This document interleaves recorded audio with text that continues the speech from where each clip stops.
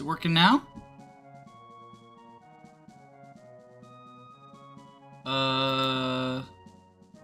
Okay, now it is working. Okay, now it is working. Let me just very quickly. Na na na na na.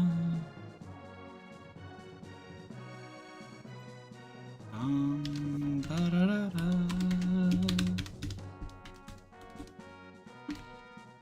Let me do a test real quick. Test. Did that work? I went through there, but not... Oh, wait,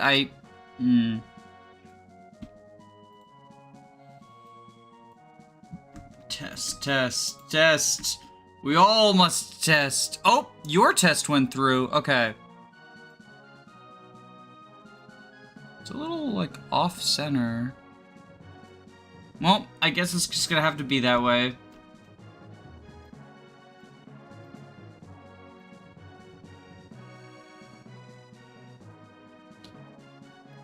I go here.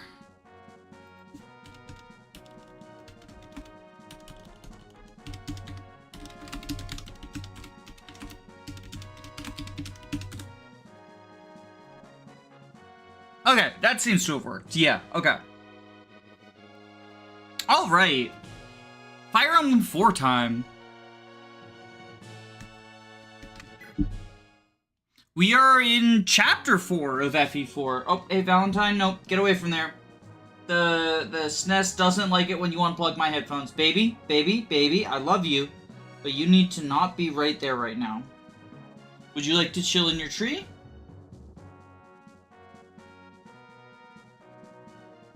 Would you like to go chill in your tree?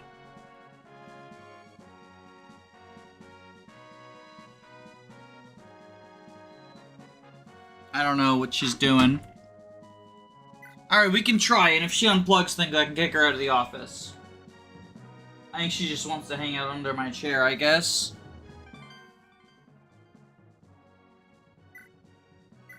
Chapter 4, A Dance in the Skies. Okay, baby, no. Oh my god, baby, no!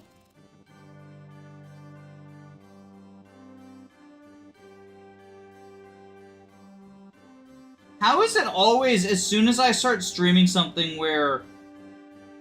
Because for those who are not aware, SNES 9X, which is the premier SNES player, it doesn't like it when your headphones get unplugged partway through. It'll, like, crash. We've had that crash on stream a couple of times.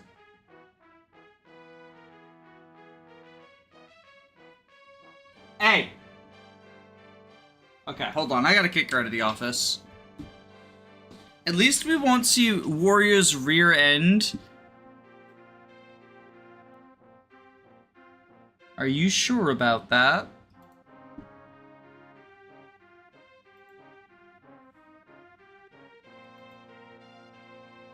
Are you sure about that?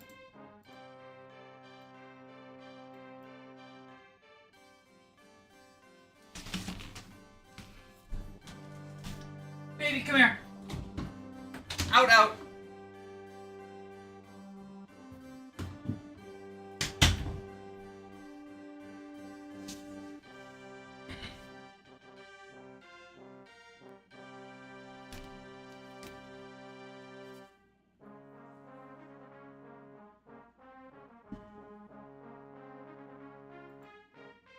Alright. The unthinkable has come to pass. Sigurd is denounced as an enemy by his beloved fatherland, charged with the highest form of treason. Despairing and with his options dwindling, he finds refuge in the northern independent kingdom of Silesian. Founded by Sed, the Wind Crusader, Silesian has long been under the watchful eye of its order of steadfast Pegasus Knights and equally spirited Wind Mages. Even over a century removed from its founding, the kingdom has managed to evade foreign aggression and maintain a perfect record of neutrality.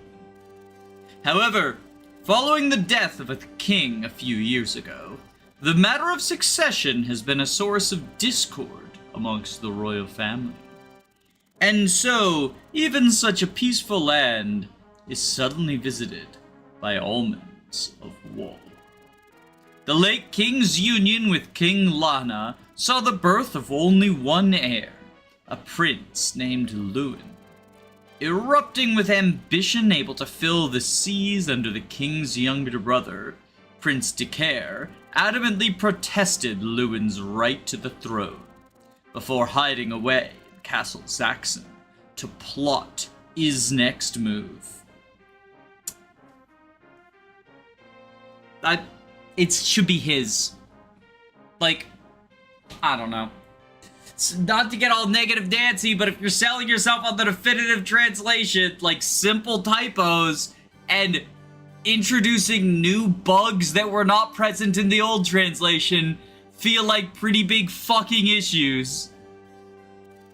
As if their goals were aligned, the king's youngest brother, Prince Myos, took the initiative as well and began assembling an army at Castle Toffel. It was under these circumstances that Prince Lewyn reluctantly took his leave of Celeste in favor of traveling the world. Years later, the princes will soon show that avarice truly shows no bounds. The beautiful and vast lands of Celeste are now on the precipice of incineration by war's inferno. Hi Jackson, how are you?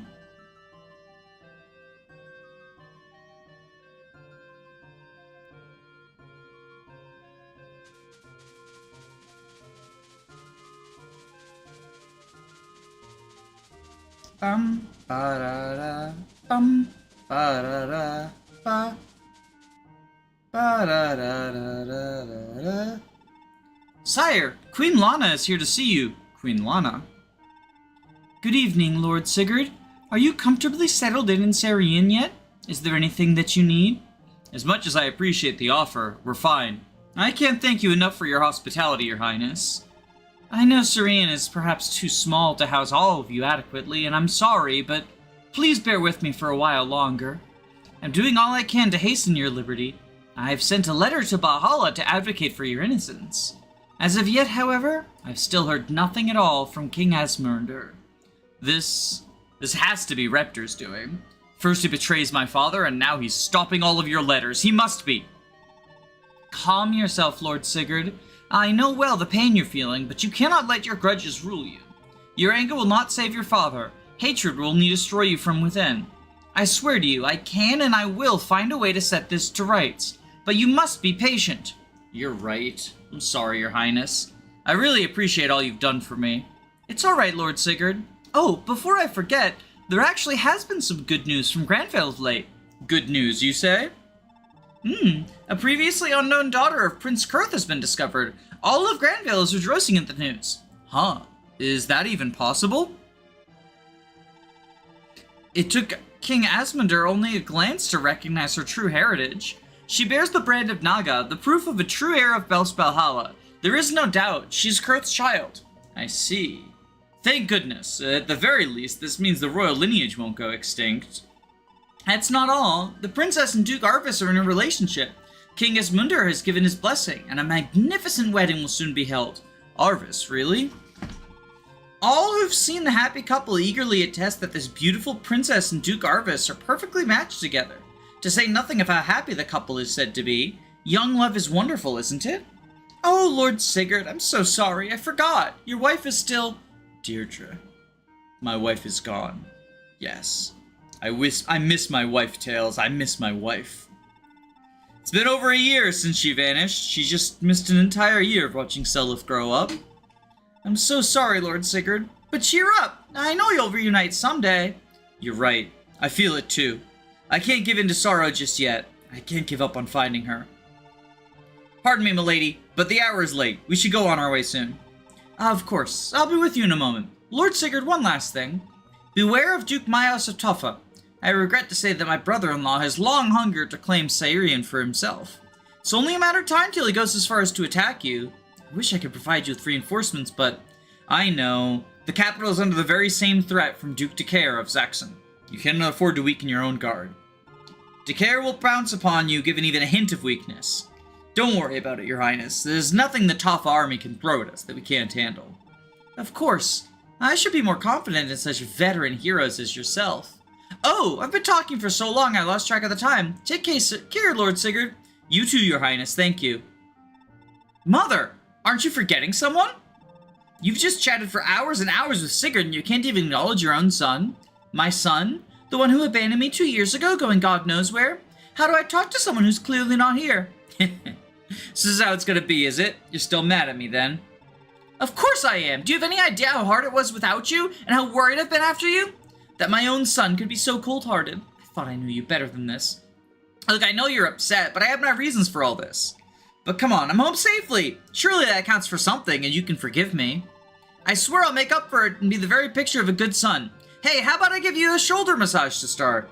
Oh, what nerve! Treating me as if I'm an old crone. Look, Lewyn, there are more pressing matters which you need to talk about, and soon. Come to Celeste as soon as possible. Do not forget! Do I make myself clear?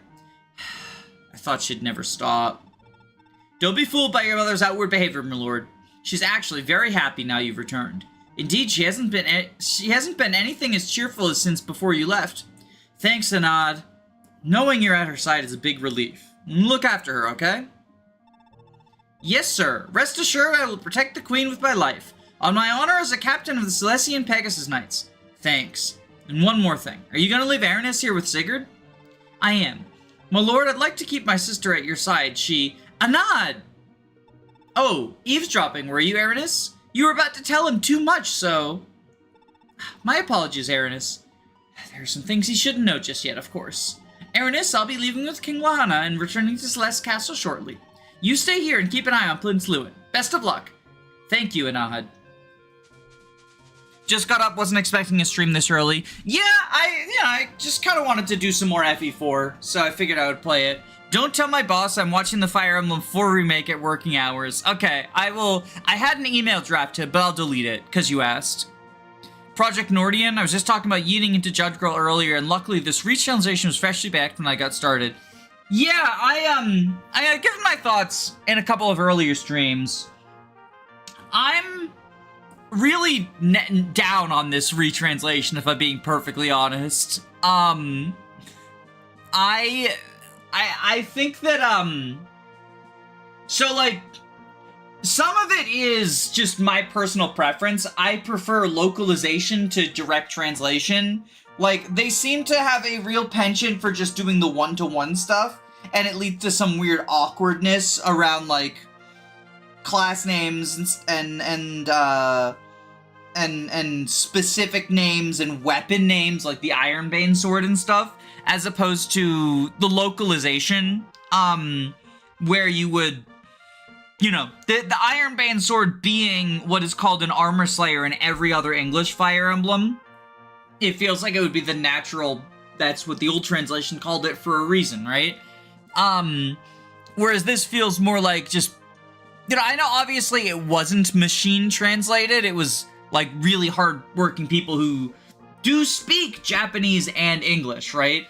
But the direct translation just makes me feel like Google Translate-esque. And a lot of the names are just like, well, this is what Heroes calls it, or this is what the manga calls it, which is the most recent. Which, you know, it's fine if that's what you like, but to me it sometimes feels kind of clunky. The bigger issue that I have, and the thing that I think makes this explicitly lesser than the older translation, as opposed to just the other stuff where it's a matter of opinion,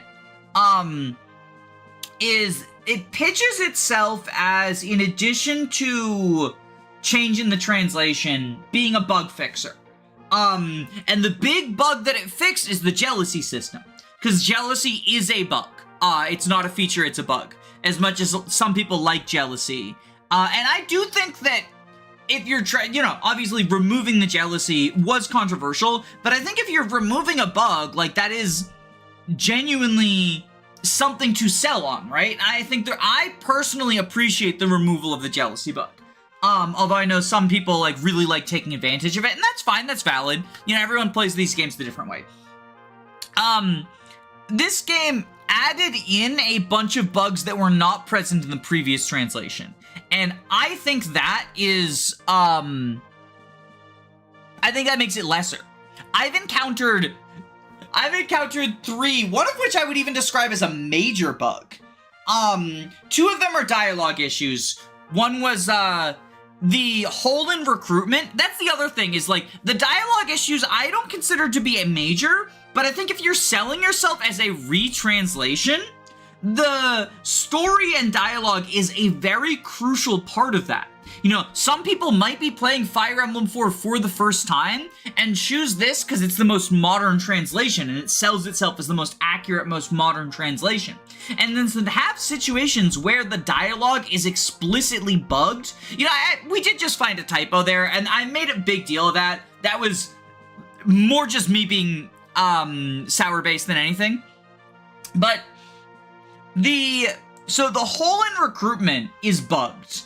And instead of being hole in recruitment, it was just the fucking chapter 1 Brigid conversation for some reason. Which again, like, Holin's a minor character, right? The fact that he joins you just because you beat him in the arena, not a major plot point. But if you're experiencing the story for the first time, I think missing out on a character motivation is a genuine negative. Not only that, but the Lachesis conversation where she gets the Night Ring is much smaller, but it reversed the speaking rules. Lachesis was talking when Alva was supposed to be talking, and Alva was talking when Lachesis was supposed to be talking. So, like, the dialogue boxes were assigned to the wrong people. And then, on seizing the second castle in Chapter 3, the game froze. And I had to reset. And that's an issue I've never encountered before. I've done, like, probably, like, how many fucking FE4 playthroughs have I done? I've done a lot of FE4 playthroughs, and I've never encountered that issue. And I didn't even, like, do a really weird... I didn't even do, like, a really weird... Because there's a bug in the final map that can fuck up your rankings if you season Kanto. I didn't even do season Kanto. Like, it was just a regular Seas. But for some reason, it skipped... That's the other thing. It skipped the Travant dialogue there.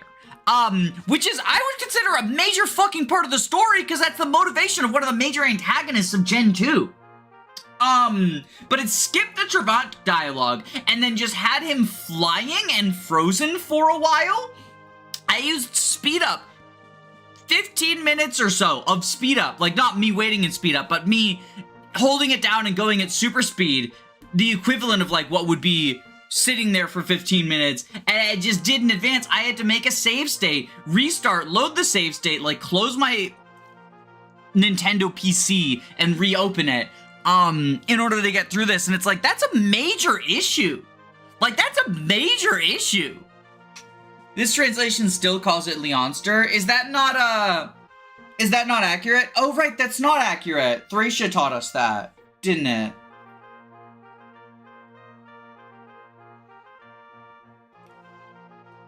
But, like, I don't know, are you sure that this is the correct checksums? As far as I'm aware it is. This is, at the very least, this works without issues for the old translation. Is that not... I mean, I can pull up, hold on, I can check and make sure there's not some new qualifications they want, but there shouldn't be new qualifications, right? It's the same exact, game. Like, it's not like they released a new version of FE4. So, like, if it works on the old translation, it should work on the new one. It didn't give me any errors when patching it either.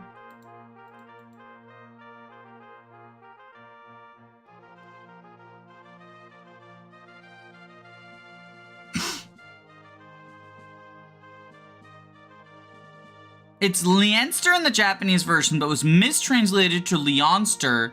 Leinster is the real name. It's based off of an Irish province. I mean, it makes sense. A lot of stuff is based off of Irish things. Where does it list what you need? Patching instructions? Would it be there? Use this checksum. Alright, hold on. Let me... Before I slander them further, let me use this tool to, like, double check and make sure we have the correct checksums.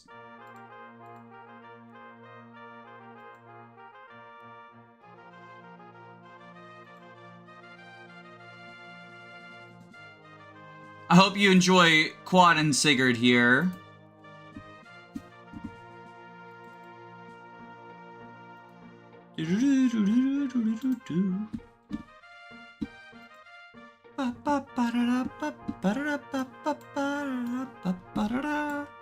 Alright. 1.0 release. Hash. Alright,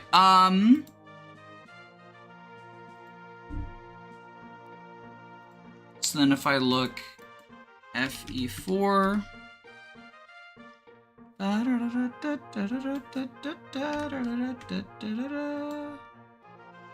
Alright, what checksums are we looking for?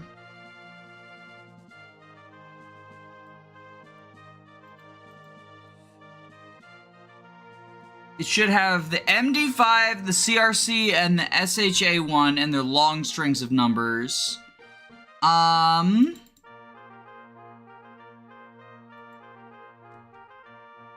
Where do I find these? They're not listed. Oh, is it under all hashes?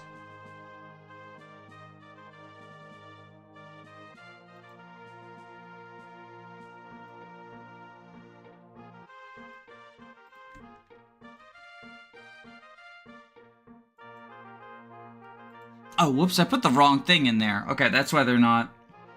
Alright, we need the FE4. Alright,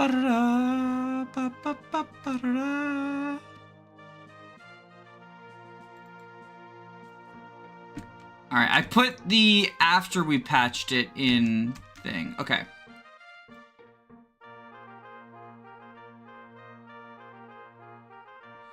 Alright, looking at the hashes that they provided. 90F0BDEAF 0151899F 96281258FC B30899FBD OD44. That one matches exactly. Next we need the CRC32. That one is 369187557. That one matches exactly. And then we need the MD5.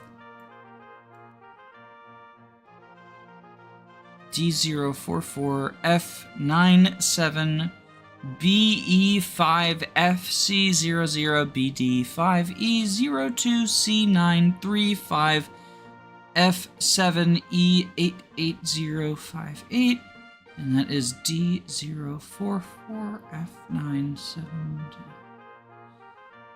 FC00BD935.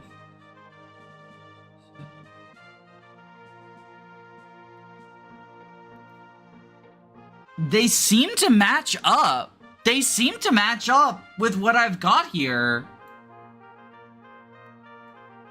Unless I'm misreading something because they're long strings of numbers.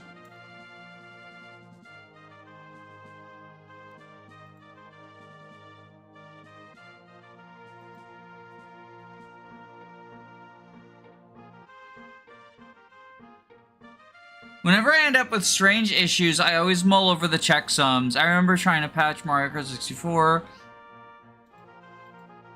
I mean, I will say, like, it's very possible that I'm just misreading these because they're long strings of numbers. But it doesn't look like it.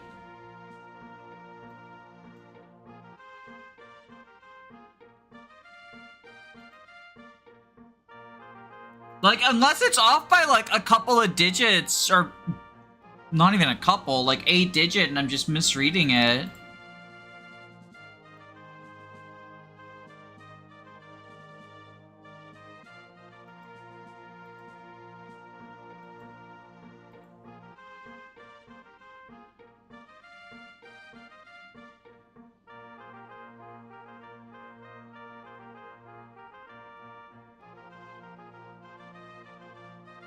And SNES 9X is what was recommended as well to use. So I'm doing all the stuff they recommended.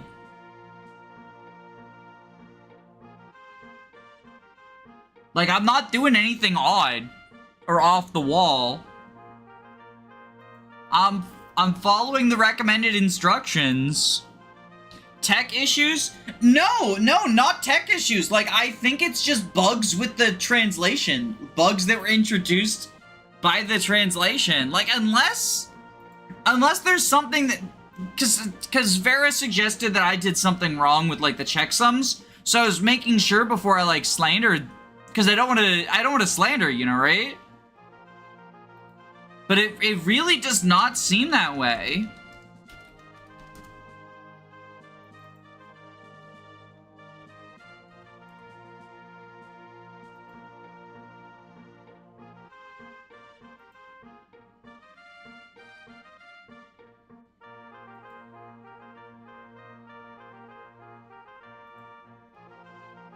Just from what I'm looking at, it looks like there's just issues, like bizarre issues that got introduced.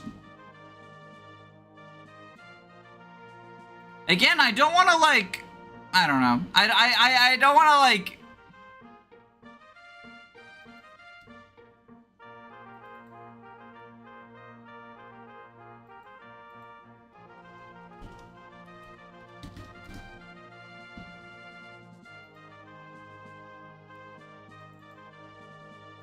Let me just check this as well.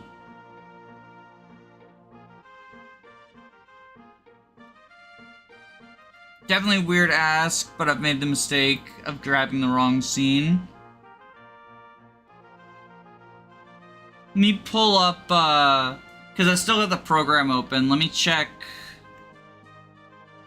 Oh, I thought I had the program open. Did I close it by accident? I'm gonna close it by accident. Hold on.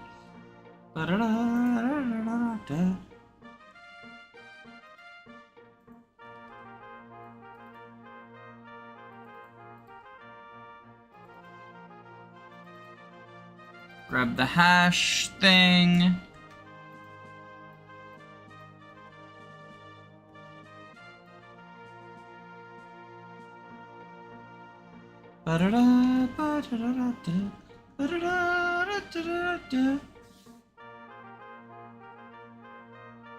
Pull up their tutorial. I hope y'all really like Quan. Sigurd just does not want Quan to leave, alright?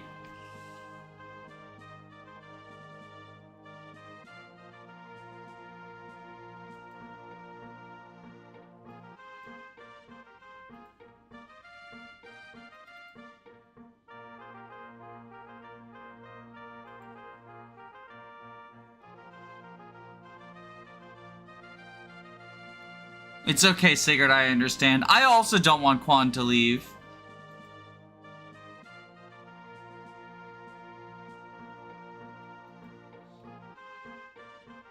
Sigurd has a 64-page essay on why Quan should stay.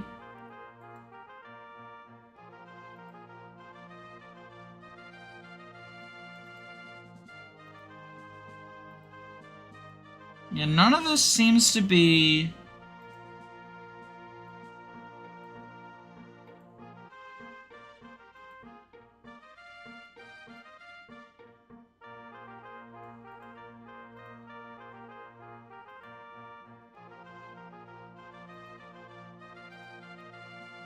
All this seems to be in line, but like...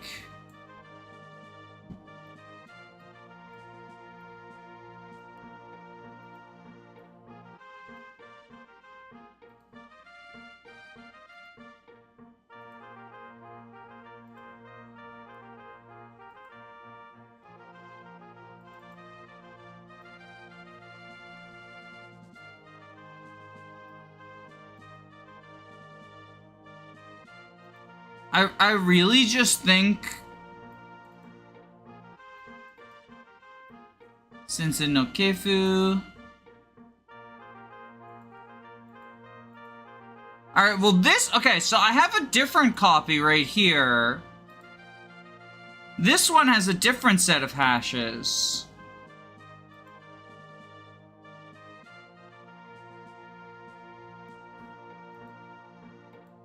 Well, no, it's got 2 of them correct, but the CR32 one here is wrong.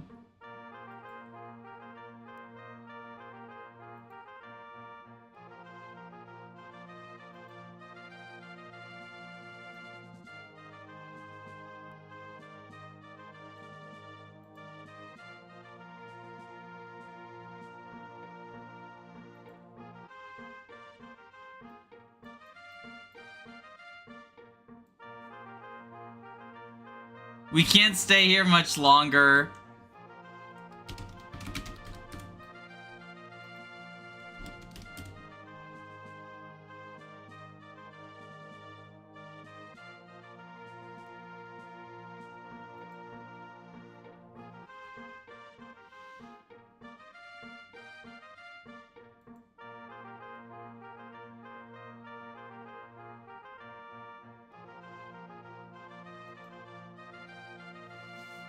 Okay, it looks like...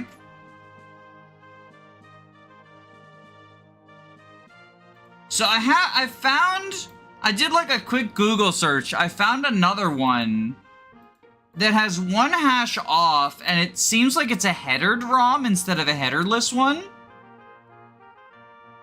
That isn't what I patched, but it was the, like, most easily accessible just through Google one.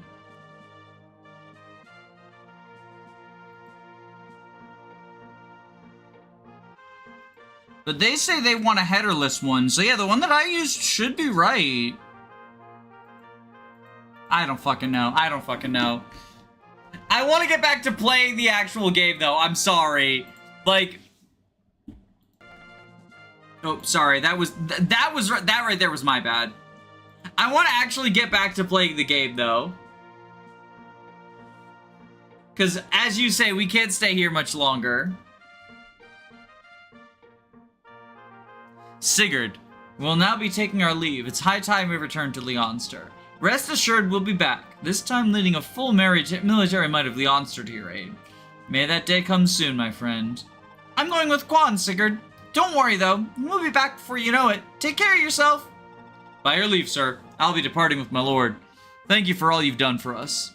Don't give up, sir. One day I know the charges against you will be cleared and your good name will be restored. I know you can do this. Thank you. You've got quite the journey back to Leonster ahead of you. I wish I could do more to help you on your way. May your journey be a safe one?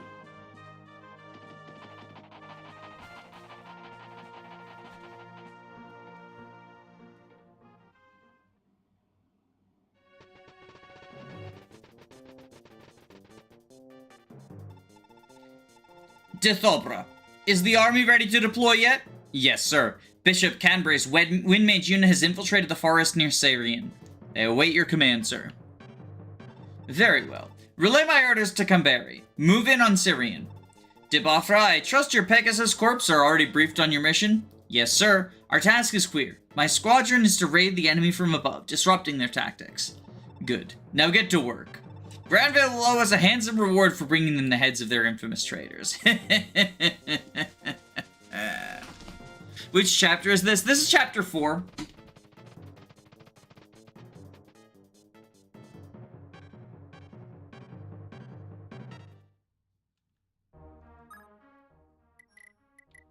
So,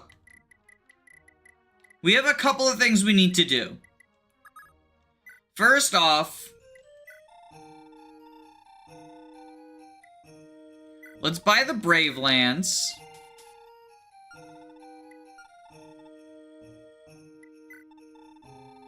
And repair it.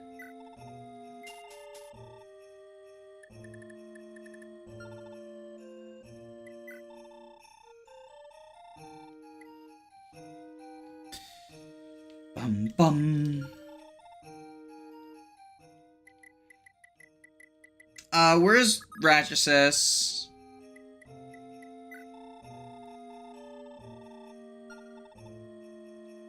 Who should we give the Paragon ring to? I can just leave it on Erin, right? We want to get her promoted ASAP.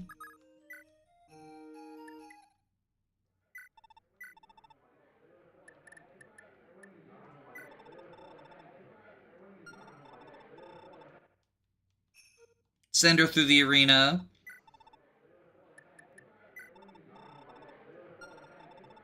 I hit the wrong sword. So how's everyone doing this morning? I almost typed a Zell joke, but I guess he's fallen way off the cliff at this point. I mean, he would have to have been on to fall off. Smiley face. He was never on.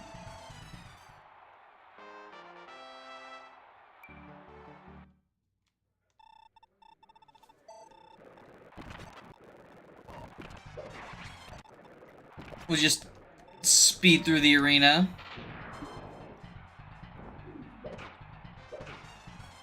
I'm very sick, so I'm hiding under a blanket. My wife is also sick, so I'm probably gonna have to take some breaks from the stream to check on her.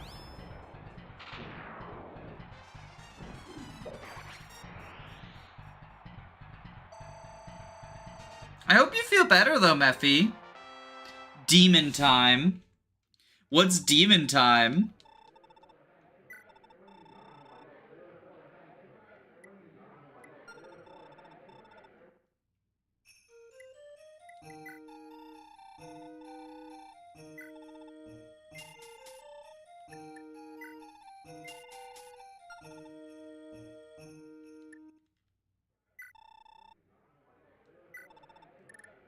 Let's use the Brave Lance against the Brave Axe guy. Like, Brave on Brave now.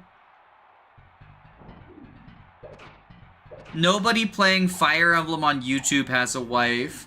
Hey, I mean, just because you can't get someone to be with you, doesn't mean the rest of us are that pathetic.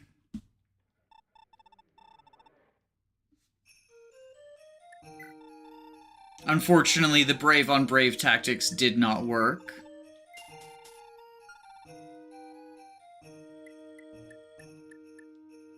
Alright, let's see. Oh god, he's so lame. He's so lame.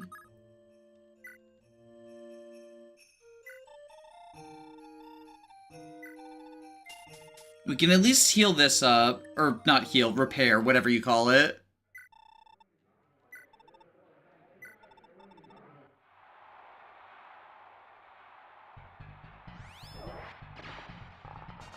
The wife combat window looks kind of risky. I'm genuinely not sure what that's supposed to mean.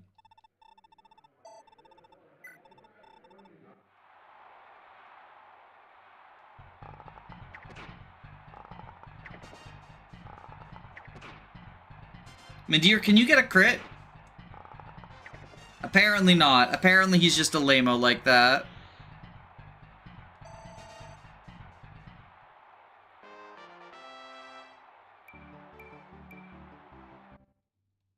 Okay, well, I called him a lame-o, and then he got strength and speed, so, like, maybe he's just into being insulted.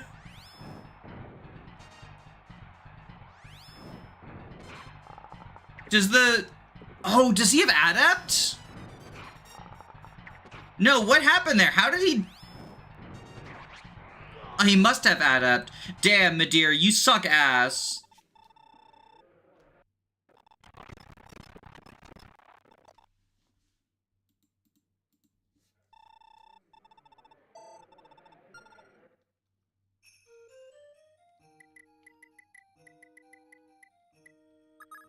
Midir is lucky he has a horse. I mean, I just like insulting him because, like, he's a bow unit in FE4.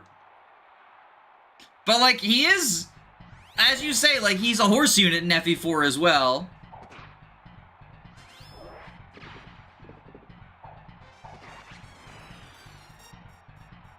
The wife chance is, like, 2% chance to find him in a drop of sand.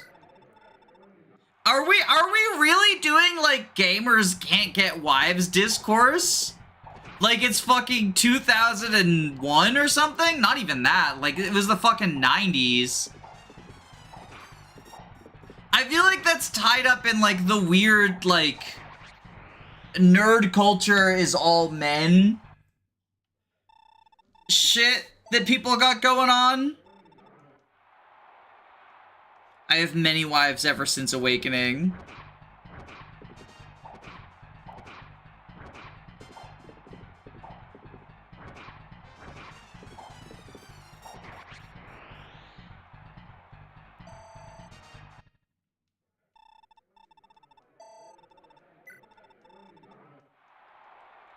Jamka is so much cooler, why couldn't he have a horse? Jamka is... I'm actually, recording a video that's gonna talk about Jamka at the moment. New translation. Yeah, this is, Project Nordion? It's linked in the description. I've had some issues with it.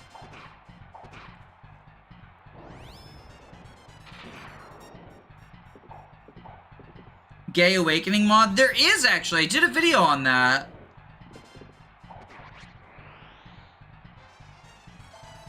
It's 2025. Most of the popular gaming creators you grew up with are married or in long-term relationships. I mean, I wouldn't even say like creators or anything.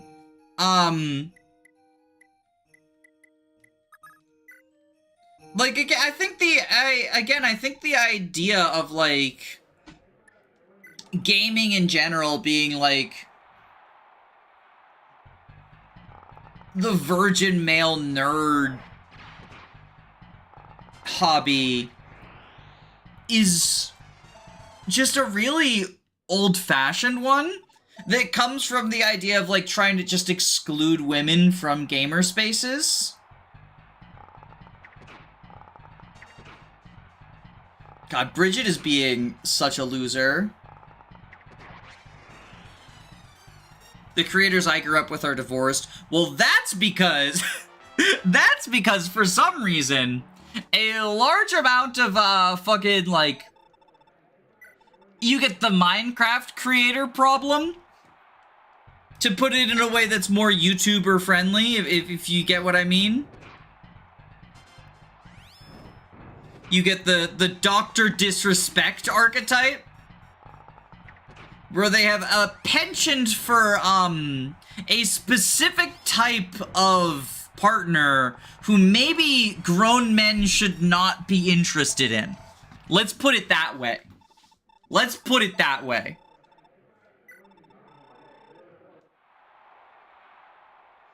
I think especially in the modern age, it's treated more like TV and other hobbies since it's pretty mainstream.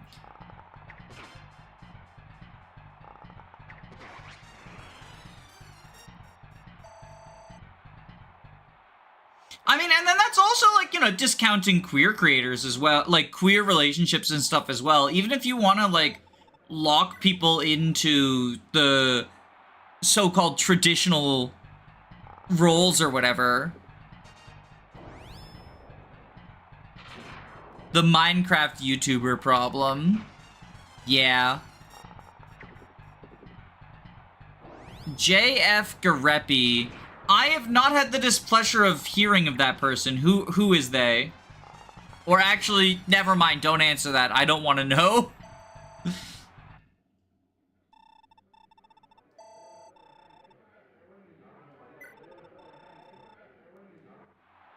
Not so long ago, there was a gamer boyfriend, bookworm girlfriend trend on TikTok.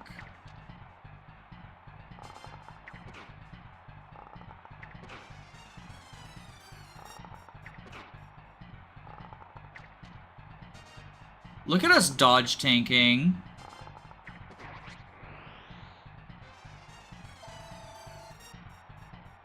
Oh, that's the guy who murdered his girlfriend? Oh no, that's a different guy. She's just missing. Okay, because there was a Twitch streamer who murdered his girlfriend. He like pre-recorded a Grand Theft Auto stream and then like quote-unquote live streamed it pretend as like his alibi while he was murdering his girlfriend halfway across town. But he got caught because he was stupid and like didn't realize if you get caught on camera, like that's kind of gonna negate your so-called alibi. Different guy. And then, like, the other thing is that he made, like, a bunch of weird comments during the pre-recorded live stream. Like, he would run over random civilians and be like, that bitch got what's coming to her. And it's like, you want to tell us something, bro?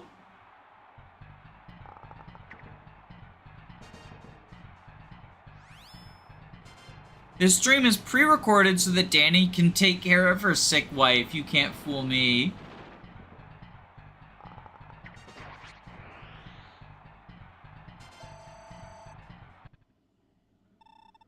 I should probably go check on her. I made her chicken soup from scratch last night because she has a celery allergy, so we can't get like the pre-made stuff or whatever.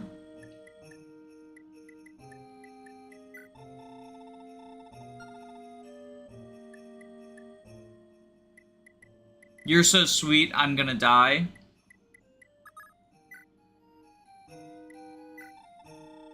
I mean, we're all gonna die eventually.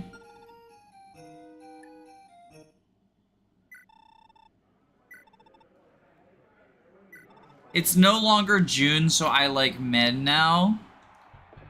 Hey, it doesn't have to be Gay Pride Month. It can be Gay Wrath Month now. That's what the Forest video is gonna be about. If I could change one thing about FE4, what would it be? I think giving the infantry something, like buffing the infantry in some way. Actually, no, it wouldn't be infantry. I want the enemies, like the actual like map design and stuff, not to just be like Kaga blocks. Can we have Gay Wrath Resolve Month? That's August. Yo, I looked this up, actually, so, I was gonna play Kitsune Tales for Pride Month. Someone recommended that, and I bought it, and I used my business card to buy it, so, like, I do have to stream it this year, or else that'll, like, I don't have to, like, I used my business card to buy it, because it was gonna be something I streamed, right? So it's a business expense, right? If I don't stream it, that's not the end of the world. It would just make doing my taxes more complicated because then I'd have to like sort things out or whatever. So I was like, I have to stream it.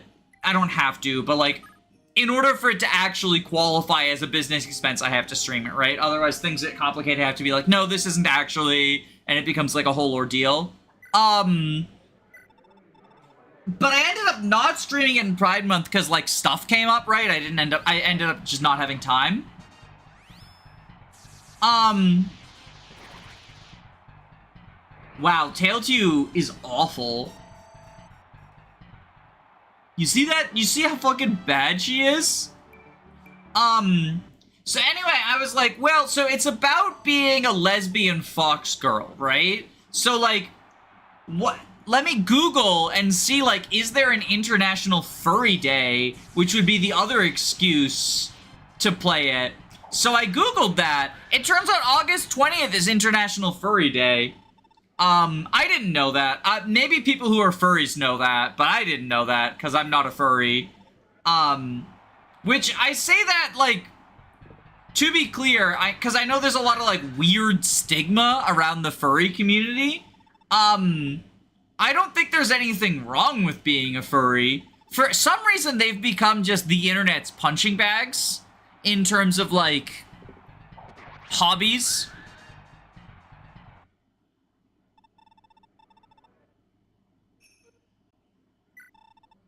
But anyway, any of you who are furries, just know that August 20th is International Furry Day. But also, that's when I'm gonna play Kitsune Tales, because,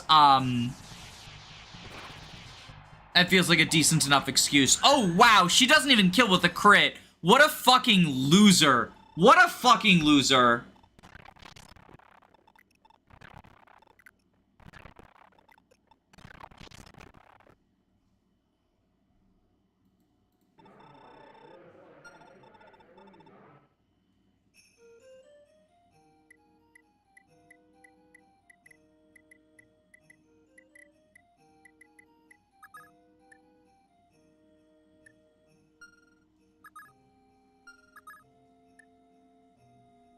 I would like to get Lewyn to promotion as well. The thing is, he can't afford to buy... So he can't afford to buy the fucking, He can't afford to buy the Paragon Ring. And I think we leave the Paragon Ring on Erin, because she's close to promotion.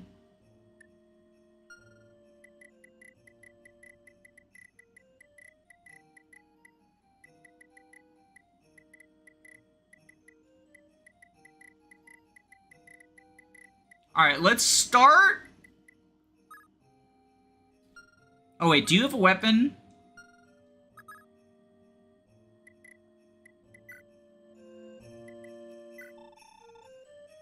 Let's buy wind.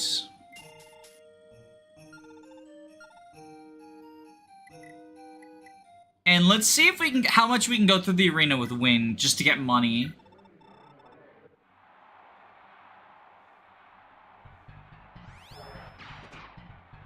Tailtu is bae, less of the slander?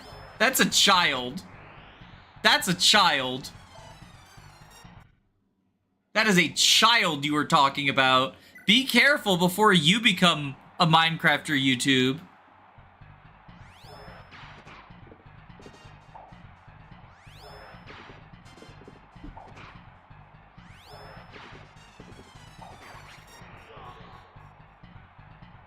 What about the time skip? She dies before the time skip. Well, I guess technically no. But, like, she's not playable after the time skip. You never see her after the time skip.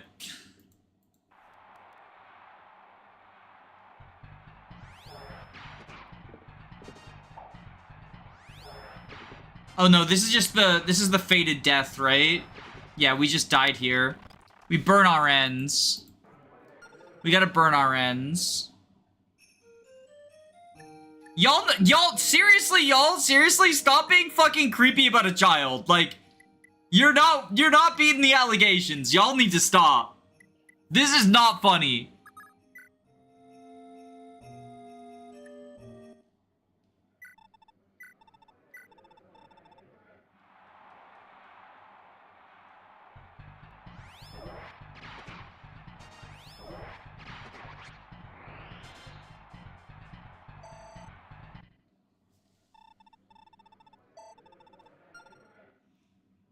Let's RNG burn so we can get you...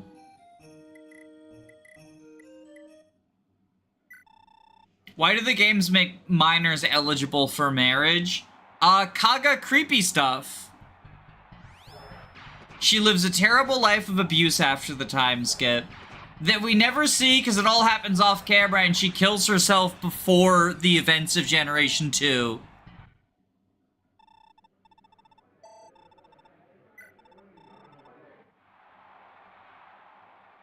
Japan. Well, now you're just being racist.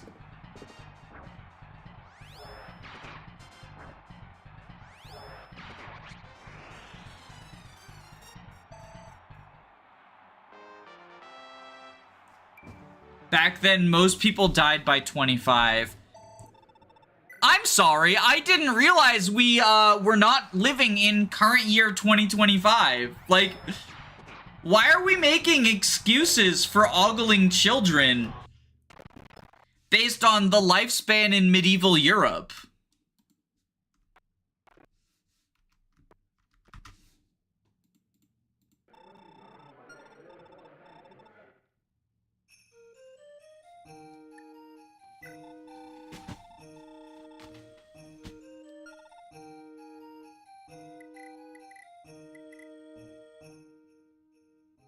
Great look for FE fans in this conversation. Take a chill pill. Ah, yes, I'm the crazy one for saying we should not be sexualizing children. You are very normal.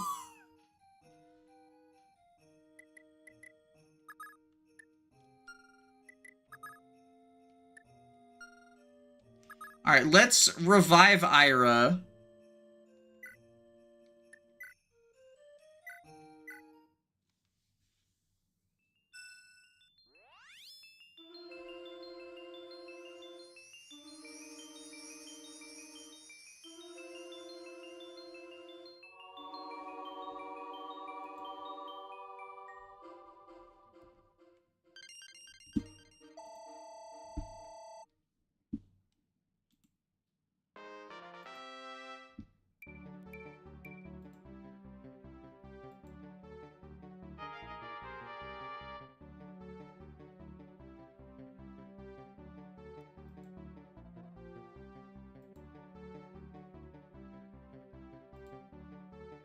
I forgot that Ayra died last stream. Death is only temporary.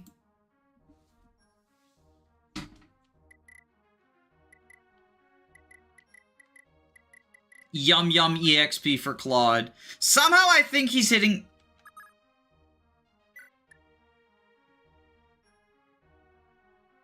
Well, that's not normal.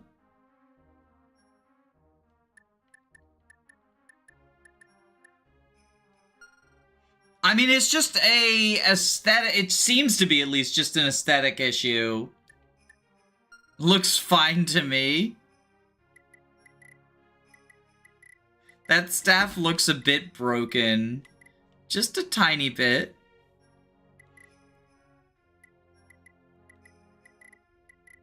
Why does Ayra's battle sprite have her holding the Kriegmeister? That is the brave sword, I guess? Maybe?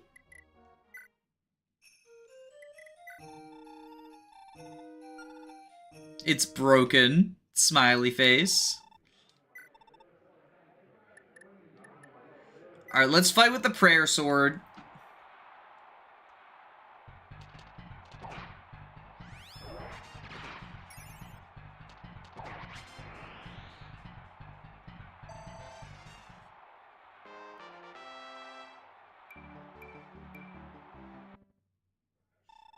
One thing I hate about this game is it has a ton of child soldiers in Gen 1, which is regular for Fire Emblem, but the fact they get married is odd. Yeah, it's,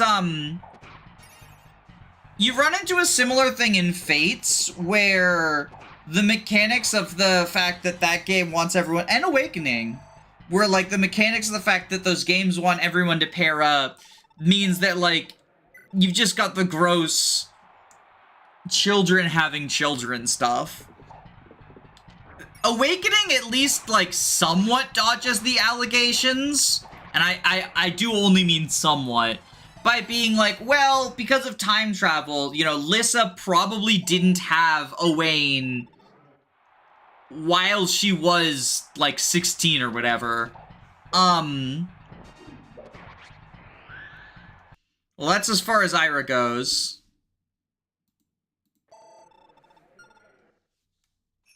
Awakening has the time travel issue to mitigate the issue. Yeah. The reason I say only somewhat, though, is Awakening does still very clearly pander to that demographic with stuff like Naui, where it's like, no, I swear, I'm a 1,000-year-old dragon. I just look like I'm 8, and also wear a very sexual outfit. But I don't want to wear this outfit. The slavers put it on me. You mean the developers put it on you?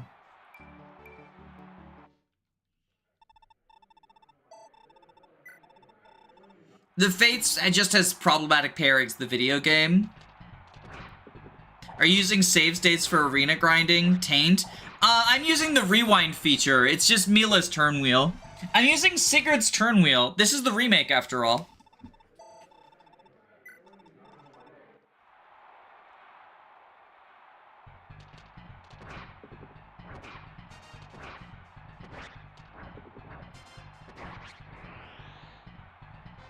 Sigurd's big wheel. What do you think if they make a... So, okay, we have Mila's Turnwheel, the Divine Crystal, and Divine Pulse, right? The Draconic Time Crystal and Divine Pulse.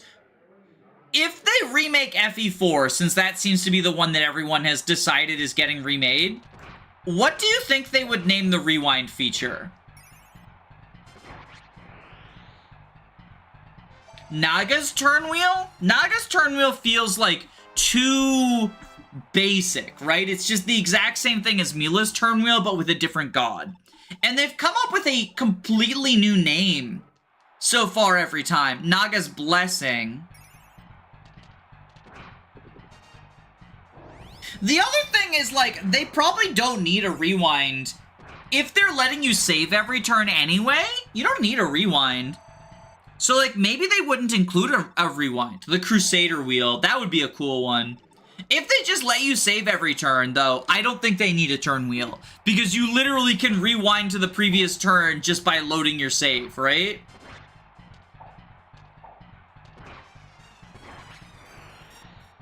Naga's reverse time machine.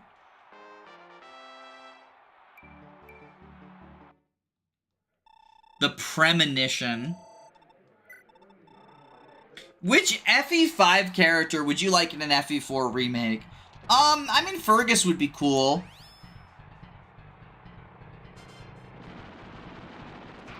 If they were going to include anyone, though, I think they'd probably include Avel, just because she's already in FE4. If you know what I mean.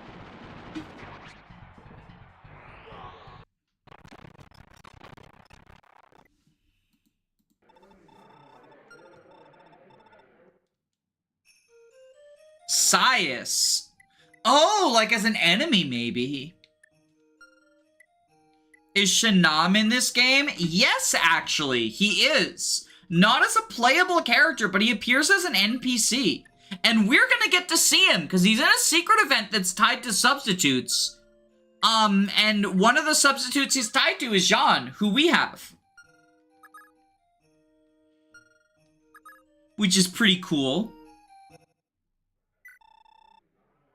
Not gonna lie, I feel like an FE3 remake is more possible for some reason. Well, so FE3 was never released outside of Japan, because a lot of people, when talking about, like, oh, well, they already did a remake of 1 and 3, so 4 is next, seem to disregard that FE12 was Japan exclusive. So the story of Mystery has never been released outside of Japan, which I do think is relevant for choosing, like, remakes, right? If you're doing them in order. Recruitable Sias would be awesome because I would like a playable Valflame. I like what FE4 Binary did with the Holy Weapons, where minor blood users can use them and they just don't get the bonuses. Like, you still get a super high might weapon, but you don't get the stat bonuses. I think that would be cool.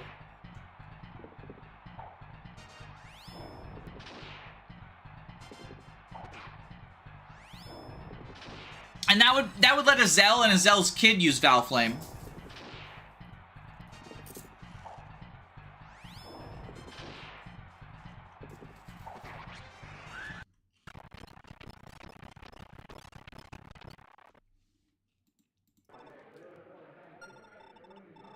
Edain, what are you doing?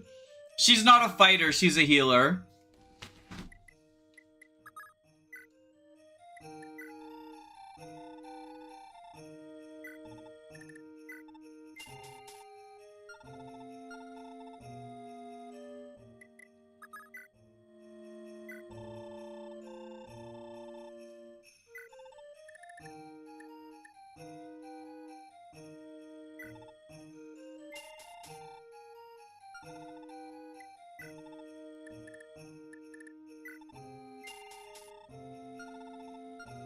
Alright, hold on. We gotta do some inventory rearrangement. Where's Dew? So Dew is going to sell the Wind Sword.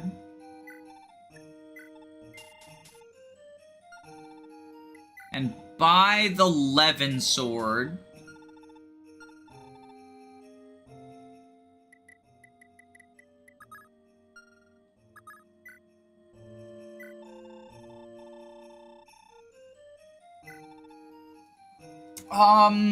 I think we sell the wing clipper?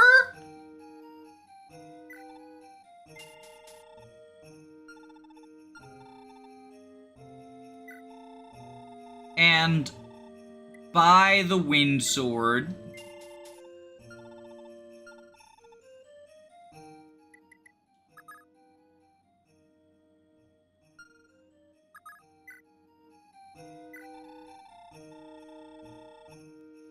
Sell the thief sword. Buy the wing clipper.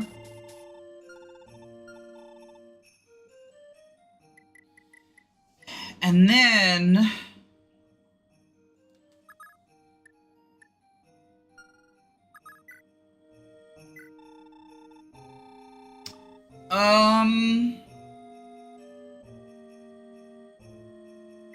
yeah, sell the land sword. Buy the return ring.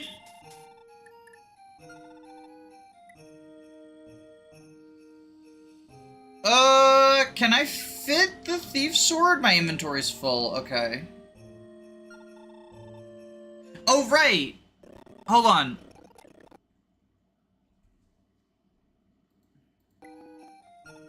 Because I believe she has the bargain band, right? So let's deposit return staff, silver bow, retrieve bargain band,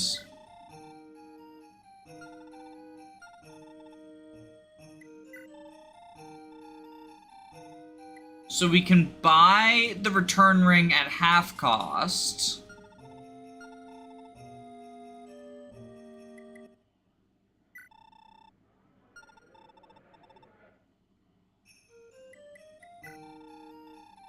We will deposit the bargain band,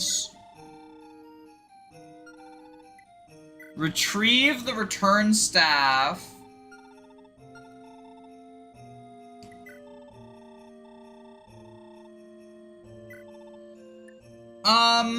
do we want to sell Physic? I think we sell Physic so that, like, Edain and Claude can potentially contribute with Physic.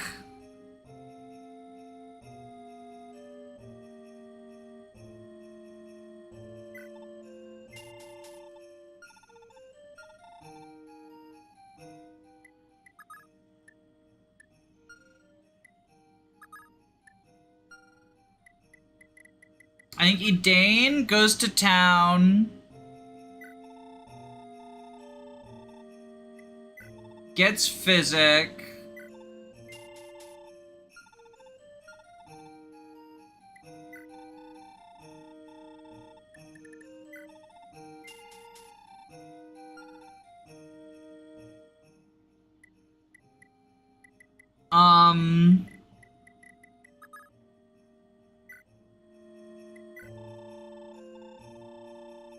and then we buy the thief sword.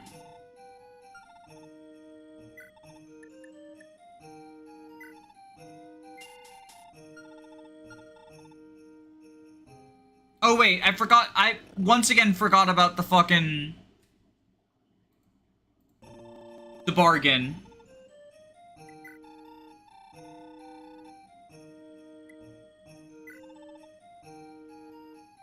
Actually, I don't think she needs to get the thief sword. She can just grab these. And then go through the arena with the silver bow.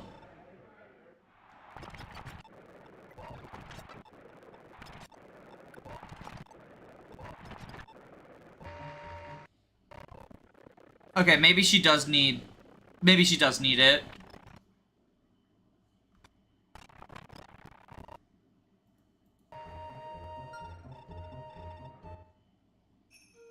Okay, we go to the depository. We deposit the silver bow. Sorry, the preps just take so long in this game. Okay, then we buy the thief sword. We go to the blacksmith, we repair the thief sword. We repair the return staff.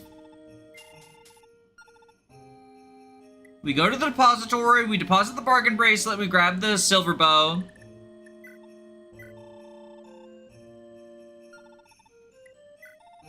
Is it just me? Everything takes so long in this game. Yeah, it's very drawn out. Is just me or is the Thracia enemy theme kind of like the Eminem Guess Who's Back theme? Okay, does Sigurd have the Brave Sword? Did I give him that? I did give Sigurd the Brave Sword. Okay. Dew has the Thunder Sword. You have the Wind Sword. You have the Night Ring on Sylvia. We're gonna have to give that to someone else. Probably Sigurd by the end of the game.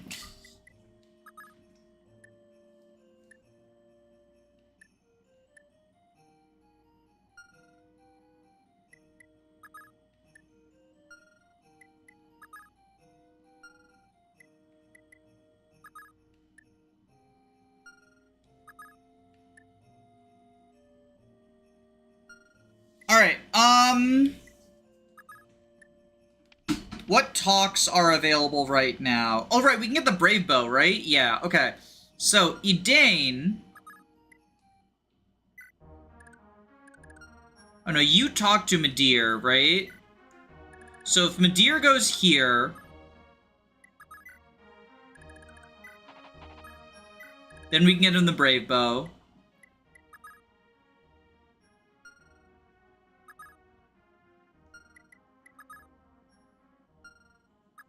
Let's go to the pawnbroker, repair these weapons.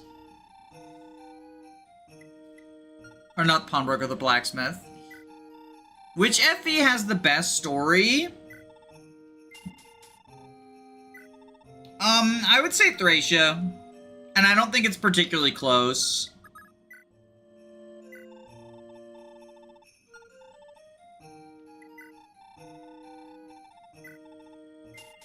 I always skip the story. That's fair. Like, you know, not everyone likes the stories.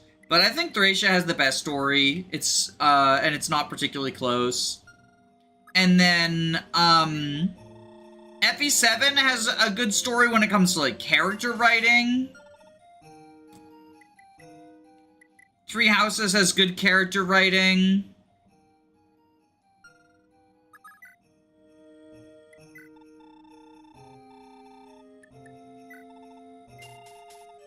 I like the Telia story. That's a popular opinion. I think the Telia story is pretty bad. In a number of ways. One day I'll do a video talking about it.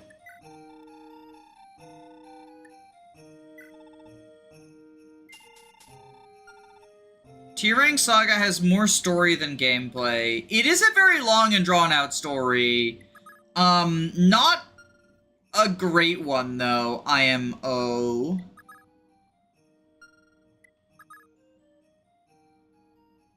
Engage is worse than Fates for story writing? Nah.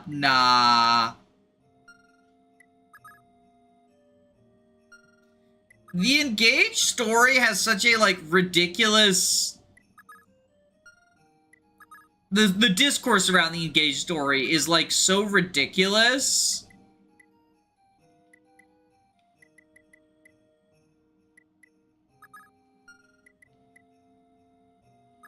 Engage has some cringe lines, but honestly, the writing is fine. Okay, so this is where Sylvia can go. So we set up a dance for here. I think, that Engage...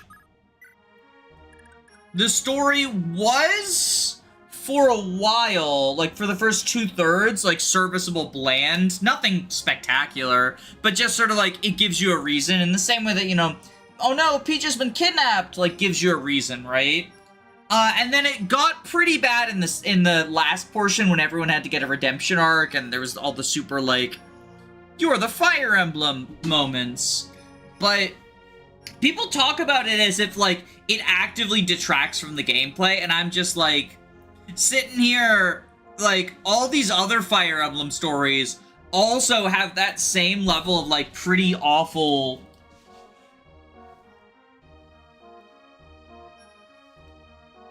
The climax was fucking stupid. Yeah, I mean, I think Fire Emblem just doesn't know how to end a story. Which is part of why Thracia is so good, is because it's not the end of the story. So it doesn't have to deal with that problem. Midir, please accept this bow. Isn't that a brave bow? Are you sure you want to give away something so rare? I am. I bought it for you after all. Celeste's Pegasus Knights are a formidable foe to face. With a bow of this caliber in hand, I know you'll be better prepared to fight them. Capitalize the I. Milady, I still can't believe this isn't a dream. I can't believe we're actually married. I've dreamed of this for so long. I've dreamt of the same myself. I had wanted to act upon it for so many years, but I couldn't even at my loneliness. But I think you can just call me Edain. I'll always look out for you, Midir. I'll always pray for your safety. FA6's ending is peak, no one can deny. I think it's alright. I would not call it peak, but... I think the other thing, right, is, and this happened, this, like... Oh, right, I can't let Sylvia dance for Erin, unfortunately. Because that'll, like, fuck up lover stuff. So, this is a thing that, when talking about my distaste for the story of Xenoblade, like the awful, awful story of Xenoblade, I think comes up for me a lot in that if all you're familiar with is like bad stories, right? Which if you play all the Fire Emblems and those are like your exposure to video game stories, that's gonna be the majority of your video game story experience is bad stories. Then I think you're gonna have lower standards, right?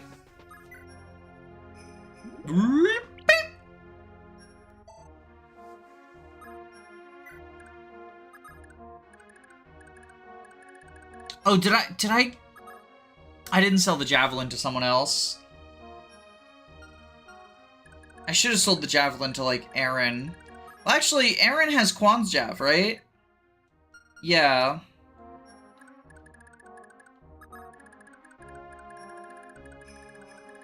I guess it makes sense to have the javelin on Sigurd anyway. Because, like, we're gonna fight mages, right?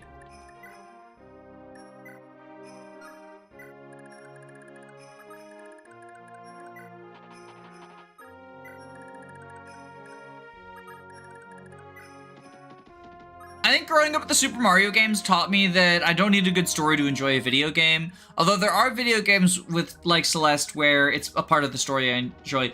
I would prefer a game with a bad story and good gameplay than a good story and bad gameplay.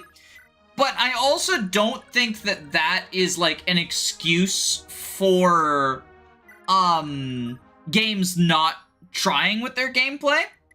I think that's a thing that oftentimes, like, when talking about a game, especially when I approach it from, like, a critical perspective, right? Making my, like, reviews and whatnot.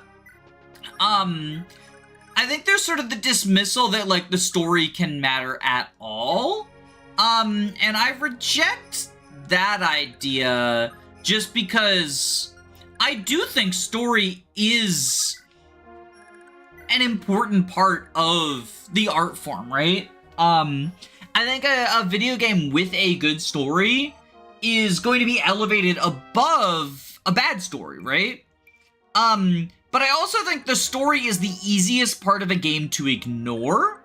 It's the easiest part of a game to just not engage with. And as a result of that, if it is the weakest part, for me personally, it's not a deal breaker. Whereas, like, if the gameplay is absolutely awful, that could be a bit of a deal breaker. Hi Shinthia, hi Floho Gamer, hi Moody Mooney.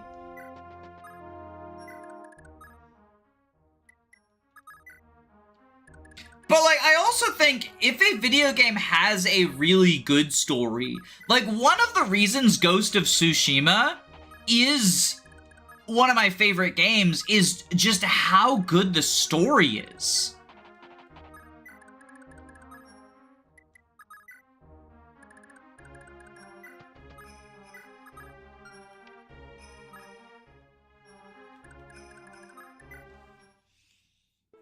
I cried so much playing that game. There's the signal to assault Syrian, as planned. I trust you're all ready. Move in! Teach the traitorous scum the terror of a Wind Mage's wrath.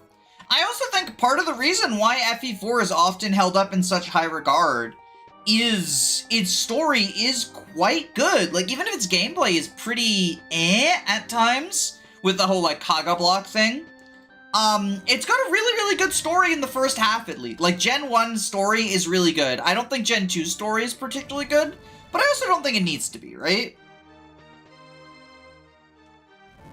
I really like FE6 because the story is in sync with the gameplay, with how the main theme is compassion, and there's many recruitments throughout based on compassion and hope for other people. You know, I never thought of that.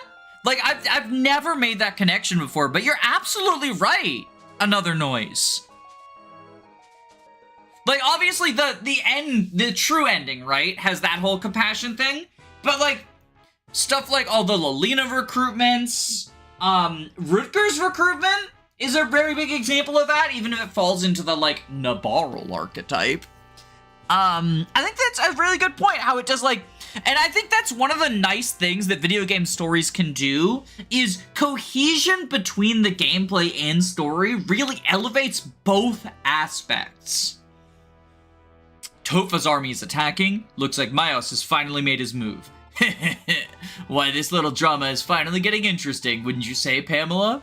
Indeed, sir. However, as I recall, we didn't account for Sigurd's fugitives being here. Their strength poses a real risk to the plan. If Myos at least succeeded in weakening them, perhaps Celeste's fall will go smoothly?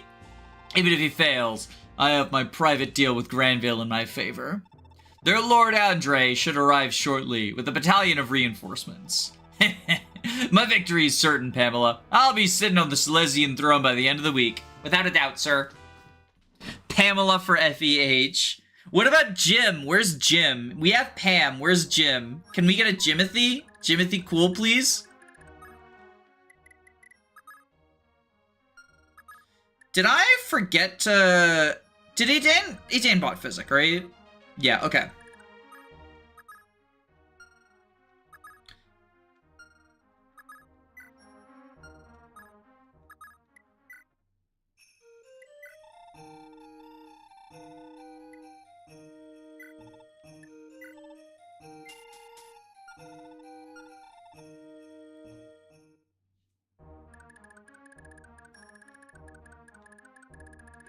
So, I think I'm gonna have Do grab that Brigand, right?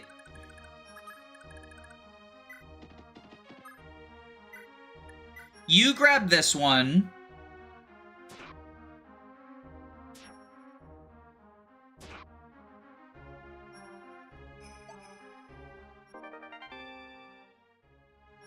Debathra is in the mobile game? Wait, really? That's amusing. That is amusing.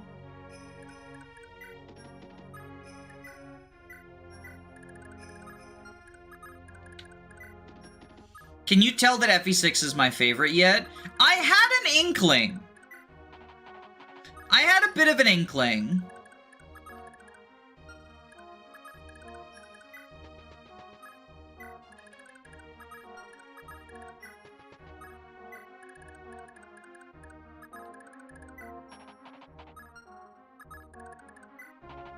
I like FE8. I think the story of FE8 is also really good. I really like the story of FE8.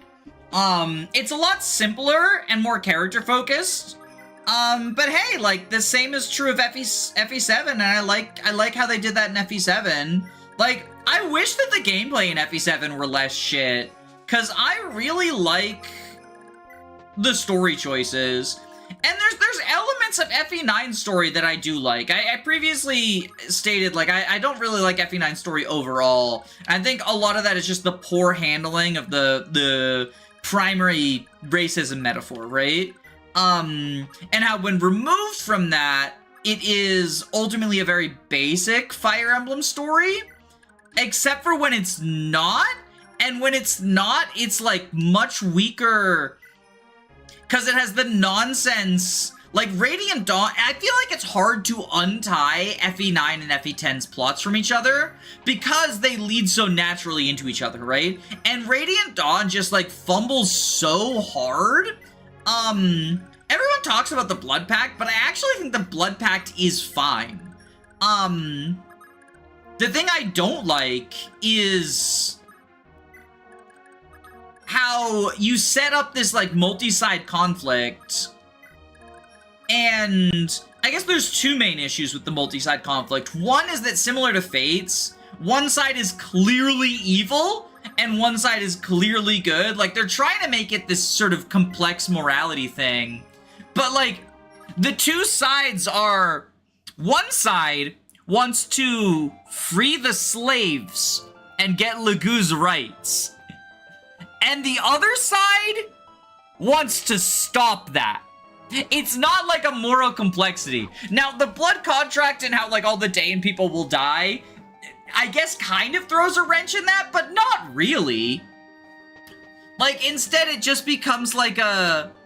Because the other thing is that Micaiah is presented as... And maybe this is where part of the disconnect comes for me personally. But Micaiah is presented as like... Because she's nationalist, she, like, values her country above everything else, and that's supposed to be a noble trait, but, like, I don't think nationalism is, like, good. I don't buy into the whole, like, you know, my country praise be attitude, which is also why I don't really connect with the Camus archetype very often, although I think, and to praise FE4's story, I think it's done very fucking well in FE4. I think Eldigan is the best iteration of a Camus archetype we've ever had. And I'm excited for when I finally do my video on Camus to talk about Eldigan, because I think he's so good as the archetype, and almost like a deconstruction of it, because like ultimately he's fighting for his country. He's fighting to protect the noble line. He's like, I don't like Chagall, but he's the last member of the noble line. But Chagall killed his father. Chagall is the reason that Chagall is the last member of the noble line. And Eldigan's reward for his loyalty is to get thrown in prison twice and then decapitated. He is not rewarded for his loyalty to his country. Like, the other Camus, they go down fighting, and they are at least implied, like, you know, their country appreciates them or whatever. But in Eldigan's case, it's made pretty explicitly clear Chagall does not give a shit.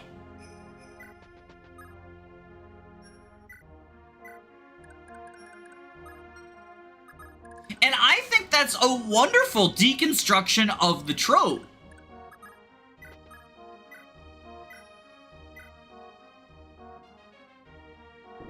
There's meant to be moral complexity in the conflict. From what I remember, the game makes it pretty clear that Micaiah isn't doing the right thing. I think that... I don't know if there's meant to be moral complexity, but at the very least, a selling point is, like, you play both sides of the conflict, right? And that's meant to be, like... I do think that, at least in my dream version of Radiant Dawn, there would be, like, weight to both sides of the conflict, where you're like, I can see, you know, why people would be on either end of things, right? It's just, I don't think that's the game we ultimately got.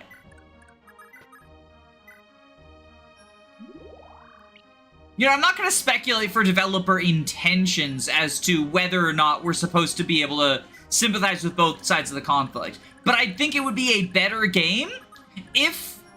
Because we have two protagonists. Both Ike and Micaiah are protagonists, and they fight each other. And so if you've got two protagonists that are on opposing sides and have opposing ideals... I mean, it even says, like, it's a clash of ideals, right? Then you would think, from a storytelling perspective, it would be better if those two ideals are both people that we can, like, understand and sympathize with to a degree, even if we personally come down opposing them, right? In a similar way to the Three Houses, where I think most people have a side of Three Houses that they personally feel is the correct side, right?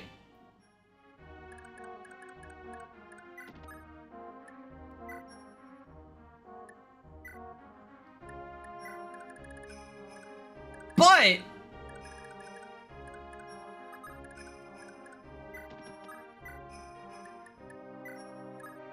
I also think, like, even if you disagree with, like, Edelgard or Dimitri or whoever, like, ideally you can understand why. Because the story is supposed to be a tragedy.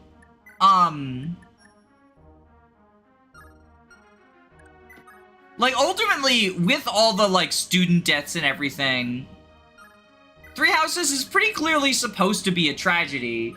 And you're supposed to be able to sort of, like, these guys have ideals, they're fundamentally opposed to each other. They sort of fail, they fumble in the execution because both Edelgard and Dimitri are just kind of idiots at random points in the plot, since it's the only way to make the conflict not get resolved. Like,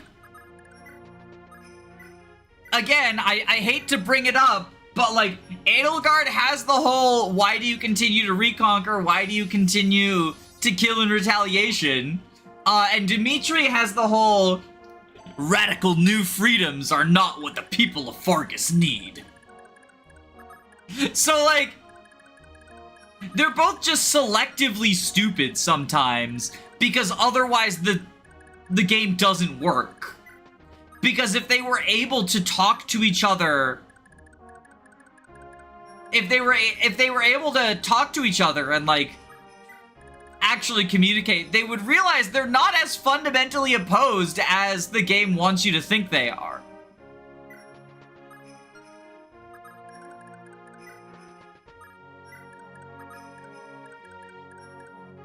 Three Houses needed more time in the kitchen in a lot of aspects. I do not think that the writing team that made Three Houses would be capable of making the story, like, cohesive, right? The main story. So I don't think it was a time issue. I think it was a team issue. But that's just a theory, a game theory. For all I love Three Houses, the conflict really is built on stupid amounts of miscommunication. Yeah, like, Dimitri spends a good portion of...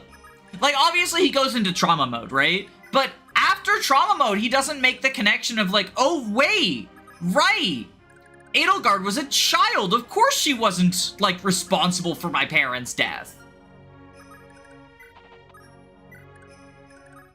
I can buy, like, the immediate reveal, like, because he thinks the Flame Emperor is responsible for the tragedy of Dusker. And then the reveal that Edelgard is the Flame Emperor leads him to think that she is responsible for his parents' death. And I can buy that, because he goes immediately into trauma mode. But when he's magically cured of trauma by Rodrigue's death, which that's a whole other fucking thing, but Three Houses doesn't know how trauma fucking works, you would think that then he's thinking logically, he's willing to parlay with Edelgard. He would take a second to be like, oh wait, it doesn't make any sense because she was like fucking 12 at the time.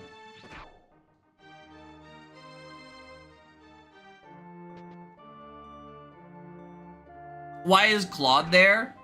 Because they wanted to make the Battle of Eagle and Lion the big fancy three-way battle. I hate when my 8-year-old sister kills my parents and commits genocide. The Slithers make the game worse by existing. Yeah. Like, we already had one fucking secret society. We didn't need a second one. The church also has, like, very heavy fucking anti-Semitic shit in it. With, like, being a church made of secret lizard people who used to be persecuted, and so now they control the entire world from the shadows. Whether intentionally or not, again, I don't want to, you know, claim intentions for the Three Houses team, because I don't know what lies in their hearts of hearts, but whether intentionally or not, that draws on some pretty heavy anti-Semitic stereotypes.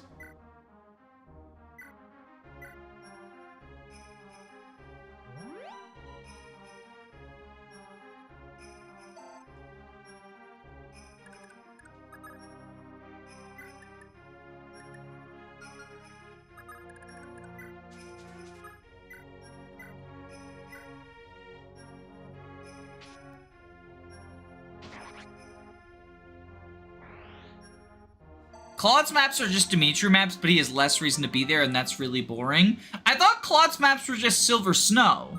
Am I remembering incorrectly? I might be misremembering. I thought Claude's maps were just Silver Snow with less reason to be there.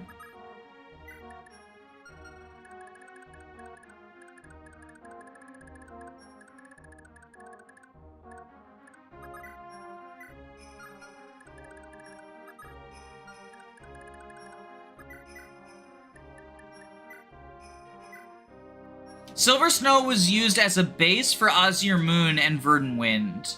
Yeah, wasn't Silver Snow, like... This still blows my mind, but wasn't Silver Snow the first one they finished?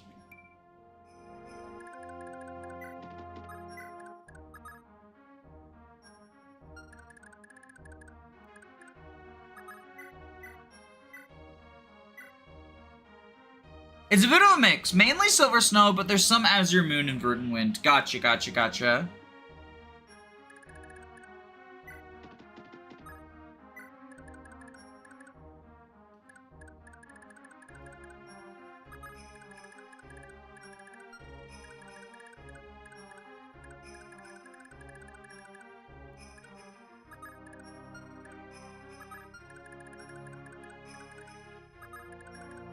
Yeah, it was the first one. I know, it just blows my fucking mind.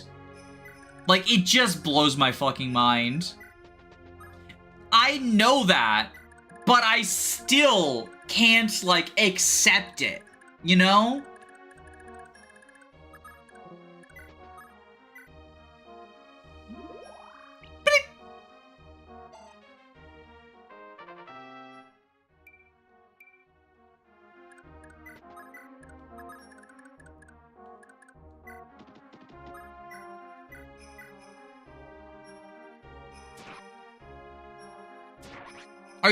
Any thoughts on the theory that Crimson Flower wasn't originally intended to exist and that's why it's significantly shorter than other routes? I mean, I buy into that. I feel like so, it's a shame because, and this is gonna piss off some people, but I'm not afraid to say it. I think the game would be stronger if you couldn't side with Edelgard. Or maybe not entirely stronger. I think, so, the first route I played was Silver Snow, and I thought it was the coolest thing ever that Intelligent Systems was brave enough to permanently take away your lore. Because I didn't know you could side with Edelgard. I picked I picked the Black Eagles because I liked Edelgard the best, just on vibes. And then,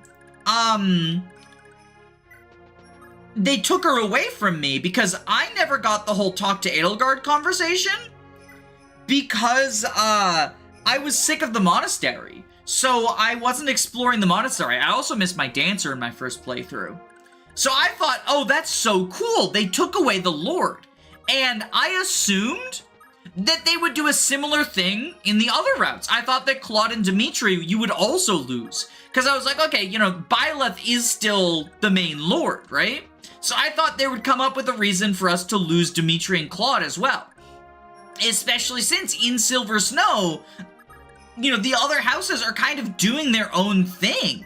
And they're not willing to help us in our, like, fight against the Flame Emperor. So I thought, like, okay, so we're gonna lose them as well with whatever house we go to. So I thought it was gonna be like that. The next one I did was Blue Lions. And we didn't lose Dimitri, and I was like, huh, that's weird. And then I looked it up, and I found out you could actually, like, keep Edelgard, and I was like, well, that's lame. That takes away from the kind of... the cool thing that I thought the game was doing.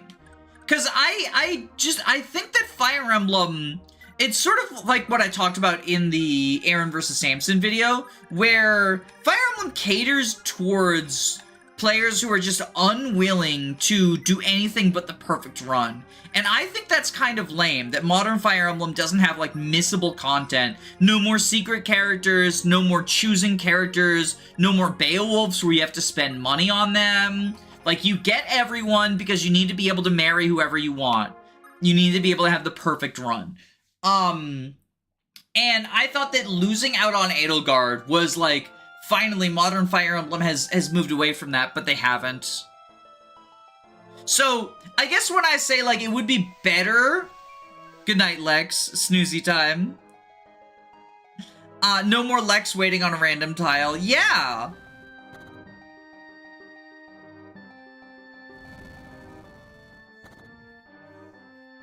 Like, unironically, I think that that's, a thing we're missing that I would like more of. Just secrets. Because you don't need to get everything in your first playthrough. I think it's really cool, because you stumble upon some of them by accident, and it's like, wow, that's so cool. And then, like, learning what you didn't get, I think is also its own, like, wow moments. Also, do you have restore? Yeah, you've got restore. Okay, so we can restore you.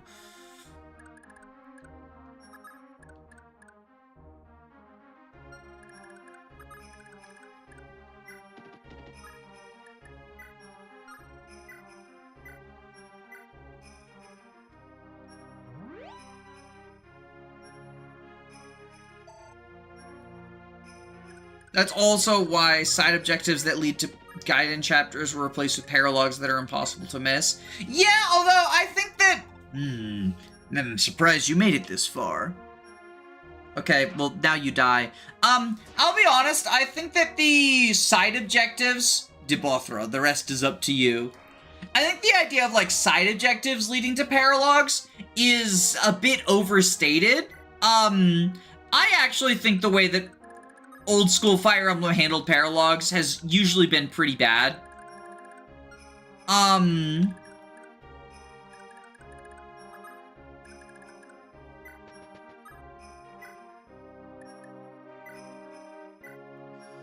think that it places an emphasis on, like, the archaic stuff, right?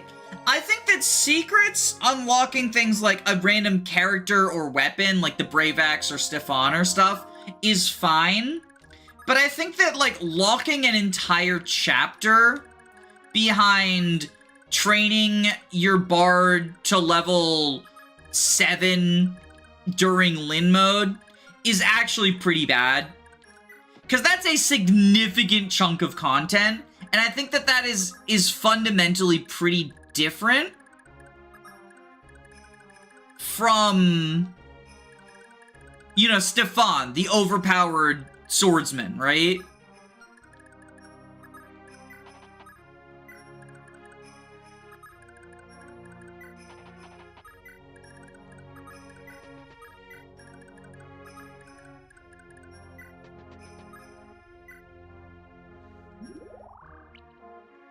And there's the FE11 paralogs. Yeah, the FE11 paralogs. So, here's the thing about FE11, right? People complain that you missed the paralogs, that the paralogs require you to kill people off. I don't actually think that it's the fact people have to get killed off that makes them bad. I think it's specifically that the way they handle that aspect. So, in addition to needing to have below a certain roster number, the way it interacts with generics is the generics will push you above the roster number. So if you have enough people die to access Athena's paralog, you still might not get Athena's paralog because you'll get generics in Chapter 6. So to get 6x, you actually have to kill people off in 6. You can't just have, like, an Iron Man where things go wrong. and suddenly your roster is pretty depleted. I actually like the idea of, like, a paralog that is unlocked based on things went really, really wrong, and the rewards in the paralog are supposed to be like a rubber banding effect, you know, Mario Kart-esque. I think that is a cool design space to work with, where, like, I mean, obviously, all the new units you get in the paralogs kind of suck. They're all pretty bad. But, like, if the way that you got a Stefan tier overpowered, overtuned, stat-wise unit, and I'm using Stefan as an example. Stefan's not actually that good, because as it turns out, being sword-locked in FE9 is just that much of a detriment. But, like, the idea behind him is he's supposed to be very strong for his join time, even if that ended up in execution not working. My point is that, I think if they gave you, like, a super powerful unit, but you could only get them if you're in, like, an Iron Man gone wrong situation. Not only is that a cool design space to work with, that's also very Arcanea flavored. Like, everyone talks about how Kaga, when designing FE1, he didn't think people would reset for characters, which is why there's so many Arcanea replacement units. Your Rads, your Caesars, your Roches, your Mathises, that sort of stuff. And there's sort of this association that, like, that's how all old Fire Emblems were, when really that's just how Fire Emblem 1 was. Like, even Gaiden, immediately it cuts the cast size, it gives you revival fountains, it gives you all this anti-permadeath tech. And isn't designed with permadeath as much as Arcanea is. But Arcanea, specifically FE1, and to a lesser extent FE3, is very much designed around the Iron Man playstyle. And so I think having these extra chapters that only get unlocked in an Iron Man gone wrong situation is a really, cool choice.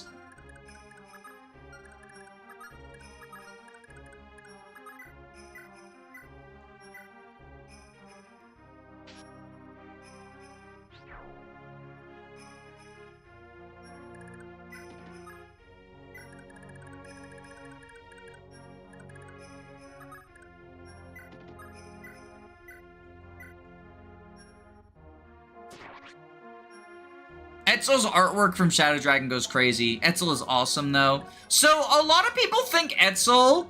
So, Etzel is actually, like, pretty good in the sequel, New Mystery.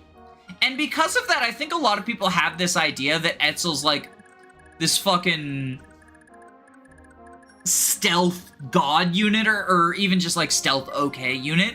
Etzel in Shadow Dragon itself is pretty awful, actually.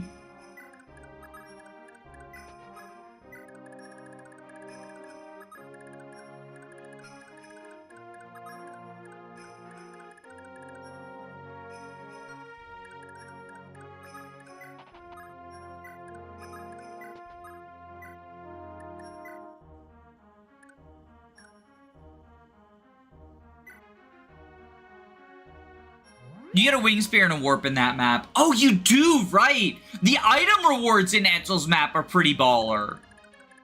I will give you that. The item rewards in Etzel's map are pretty freaking baller.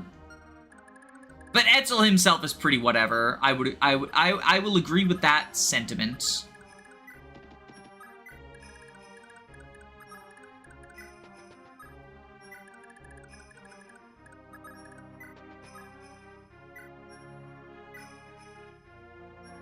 The worst part about FE11 Paralogs is how their units appear from nowhere for blind players in 12 with no idea who they are. At least the Arcanea character sagas have AS in 12.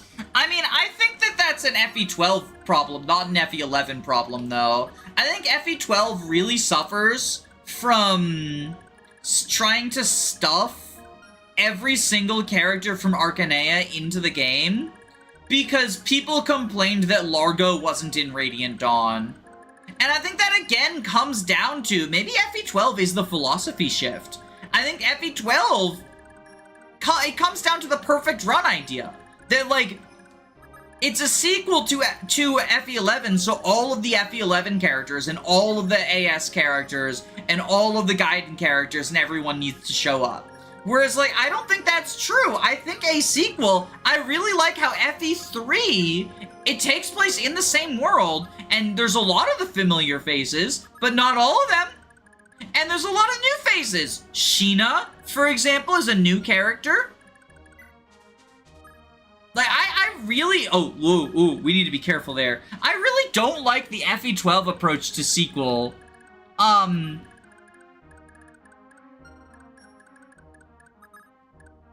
I much prefer the idea... You know, I'm biased because I like the gameplay of 10 more than 12 as well. But I really liked... I think it was cool that Largo isn't playable. And that a lot of the... I think that a lot of the characters who are, like, functionally not there... Like, Volk just not being a part of the story anymore, basically? I don't know.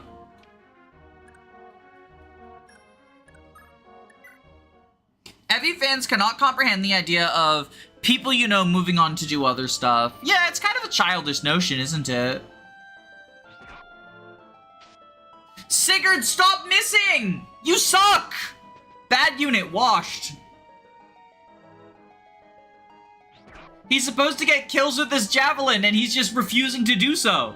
It's at 49 kills, it's almost a crit jav. Come on, Sigurd.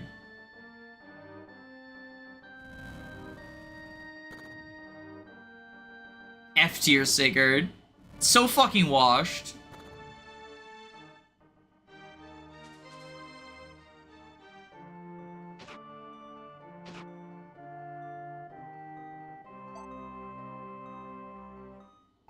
FE3 has you kill some of the units who were your people in book 1. Yeah, the Coyote Squad. And then they're recruitable in 12, which, like, I think that is just the philosophy shift, right? Maybe we've nailed the fucking perfect run moment.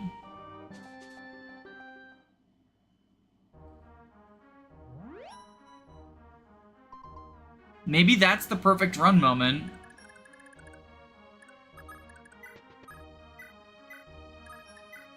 Oh, whoops. I waited instead. Whoops.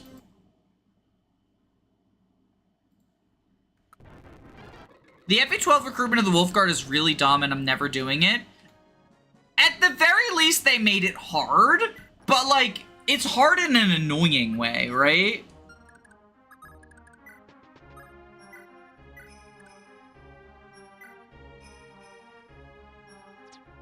Oh my god. Fucking accuracy! They don't even get to take advantage of terrain! What are you doing?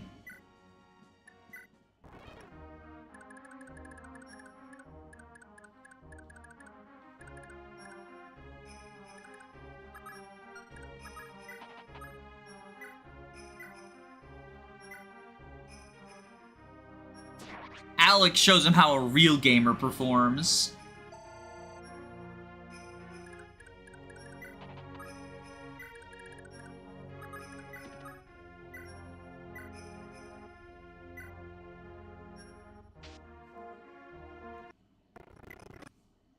Shh, don't tell Kaga.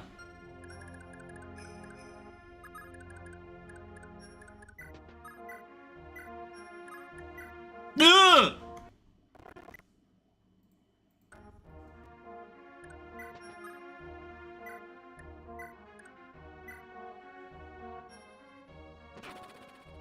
Awakening is the most egregious because it brings back all the people you died. Yeah, the stupid spot pass chapters that I hate.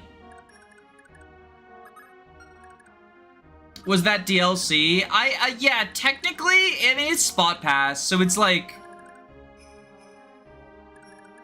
kind of DLC. It's weird. It's questionable canon at best. I think it's non-canon. We are getting so many fucking accuracy issue moments.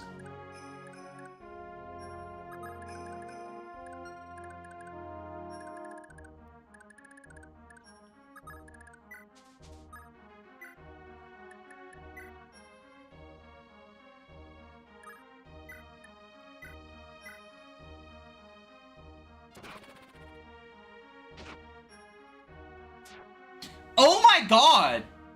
No one in my army can hit shit!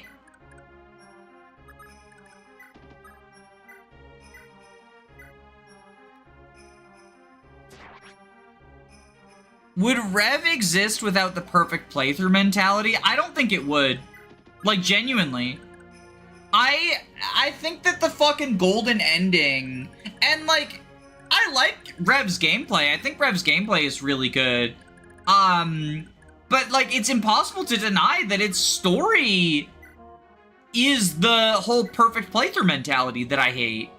And I'm not gonna pretend otherwise, and I don't think the Fate story is good at any point, but I don't think Rev is good from a story perspective.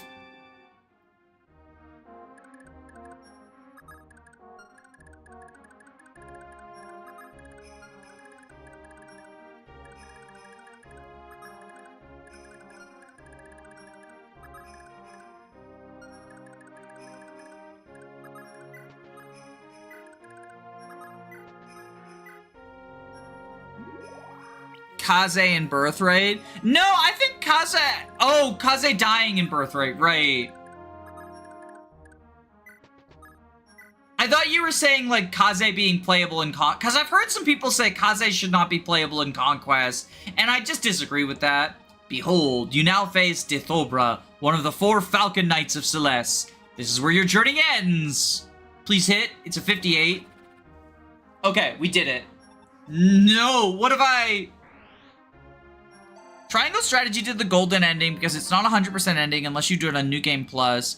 And it's basically the protagonist stops being pushover and makes his own choices. I have not done the golden ending of Triangle Strategy, and I never will. Both because I think golden endings are stupid, but also because the requirements for getting it are absurd.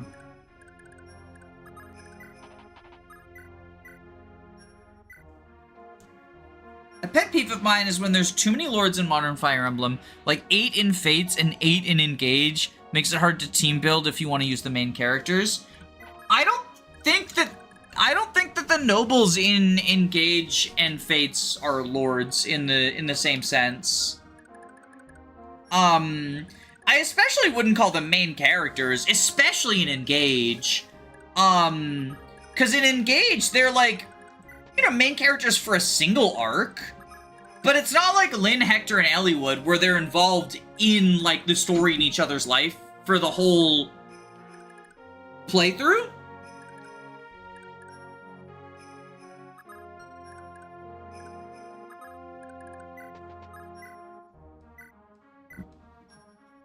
Fugato isn't even close to a main character. I mean, I would say that none of them are. Fugato's also, like, even the secondary ones, like, are Fugato and Alchrist and stuff. But even Tamara, who's, like, the primary and shows up in cutscenes afterwards, I wouldn't call her a main character. Like, she does some supporting stuff. But, like, Vander has more of a main character role than they do.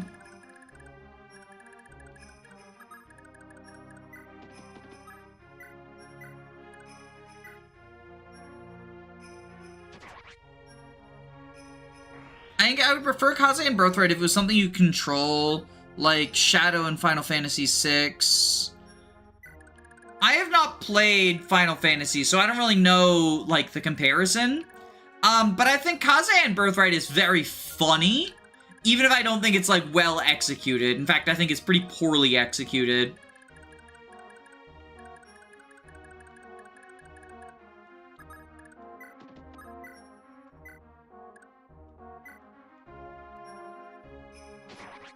Okay, we got a Jav kill here.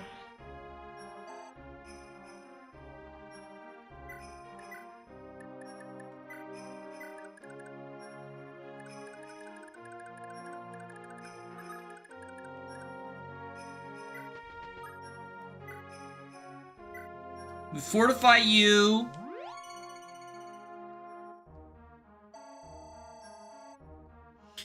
You can control Kaze because of the A support. I think it's more, I think it's not that it's, like, out of your control that I don't like about Kaze. I think it's that it's random, right? Like, there's no explanation for why It's not like Kaze trusts you less, right? You just aren't able to hold on to him unless you have achieved, like, friendship kissy mode.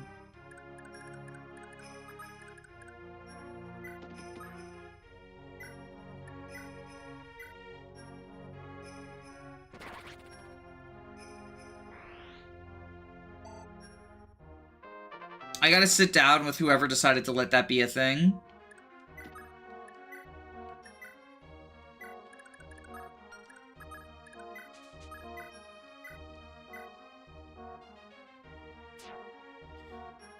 Erinus? Erinus?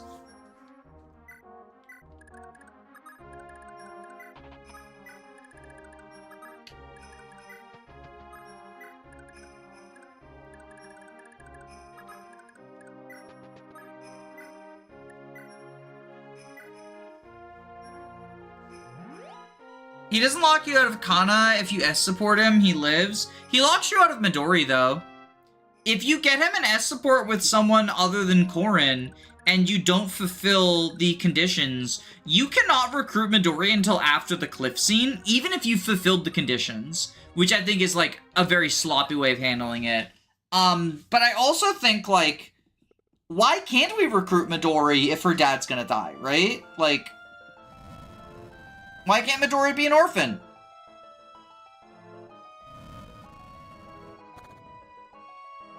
Why can't we have orphan Midori? I know, right? It's just... it makes no sense.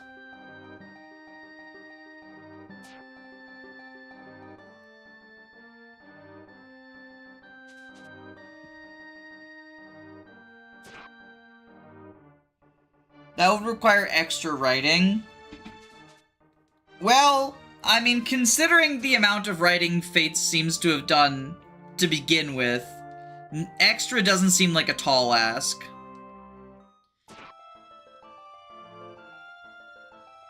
Single parent self-insert lord sounds like a cool idea, but too much writing for intelligence systems.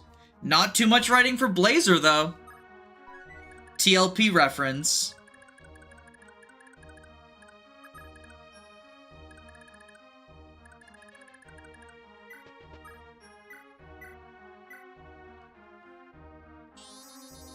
Soul!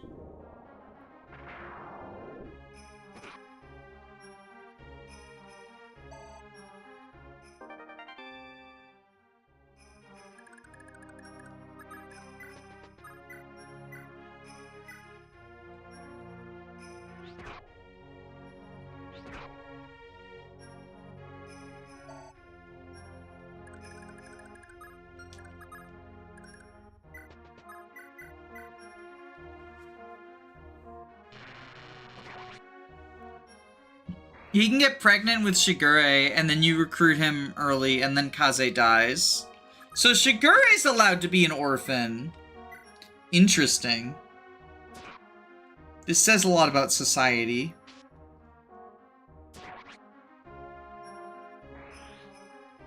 He doesn't kill with wind magic. Wind is not effective against flyers in this game.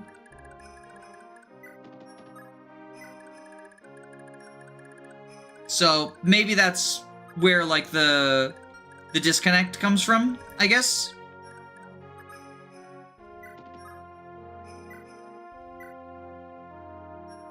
$29 times 2. Yeah, we kill.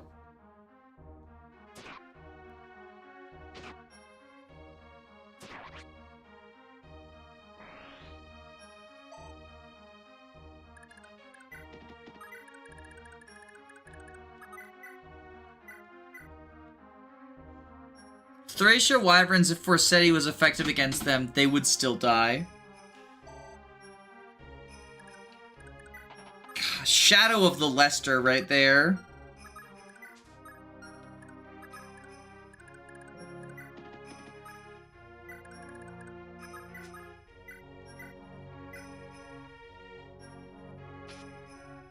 Erin! Stop it!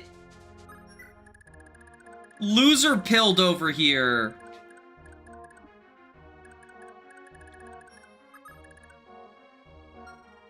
Actually, wait.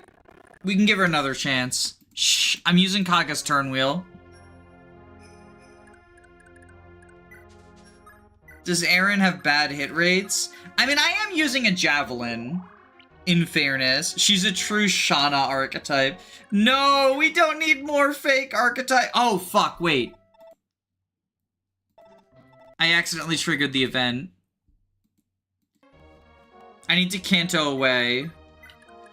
Because if we trigger that event, we get love points between a pairing we don't want. Erin! What is wrong with you? Here's how a real good unit does it. Oh.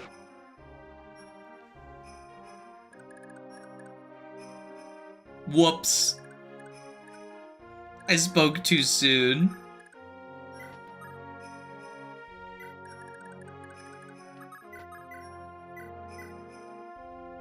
Common Armor Knight L. What is the village you need to go to get the special sword? I believe it's this one?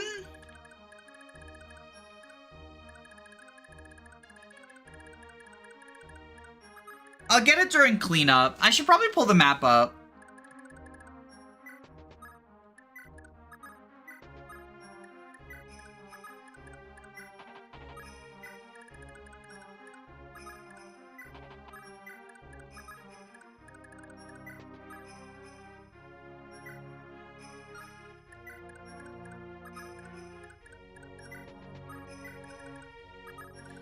So next up we have to get Dew over here to open the bridge as well, and we have a couple of Blizzard guys. But we've basically taken care of this, like, whole situation. Is America in this game? America is not in this game. I really love the map theme for this chapter, despite it being a 2-minute loop. Yeah, I use it in videos sometimes, because I think it's a good one. It's probably my favorite FE4 map theme.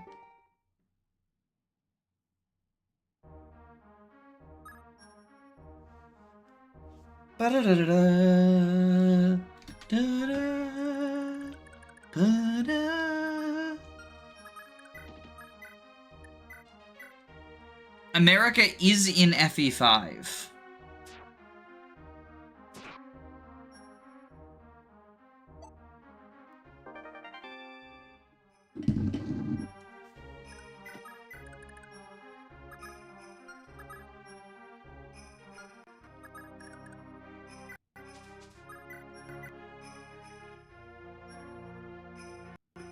She doesn't kill with the Jav.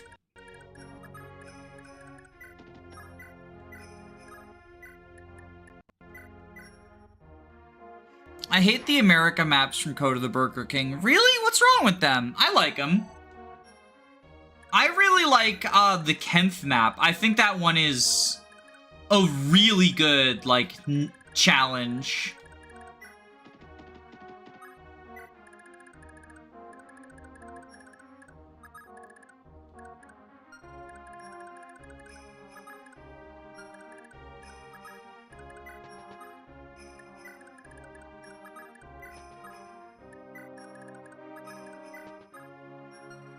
Alright, I think with Lewyn and Tailtu, we just send them back.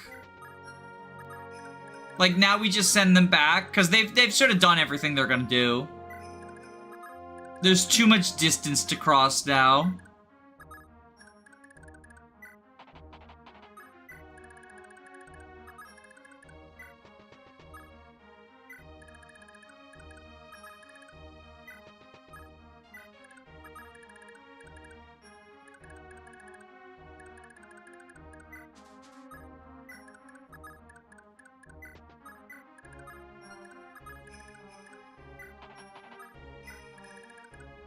Arden also, the sorties also.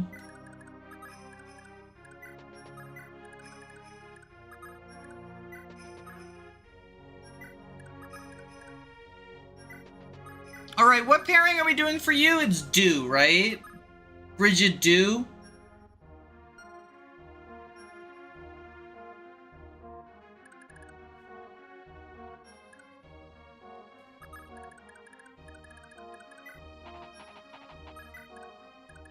I think it was Brigid too. Let me check the video description.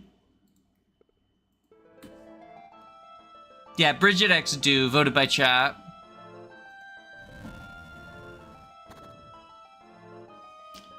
Well, I guess I can send Brigid forward just so she can hang out with Do.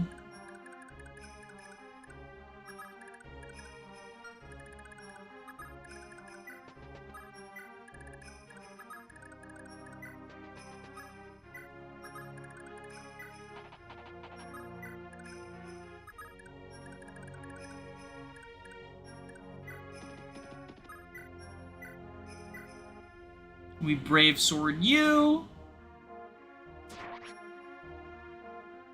I'm deeply confused. What are you confused about, Moody Mooney? Is there a person named America? It's a meme from an old translation.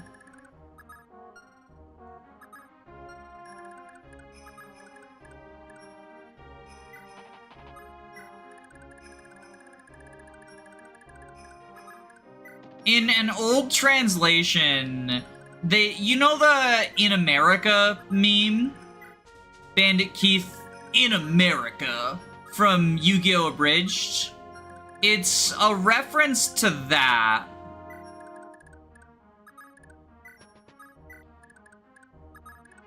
From the old Thracia translation.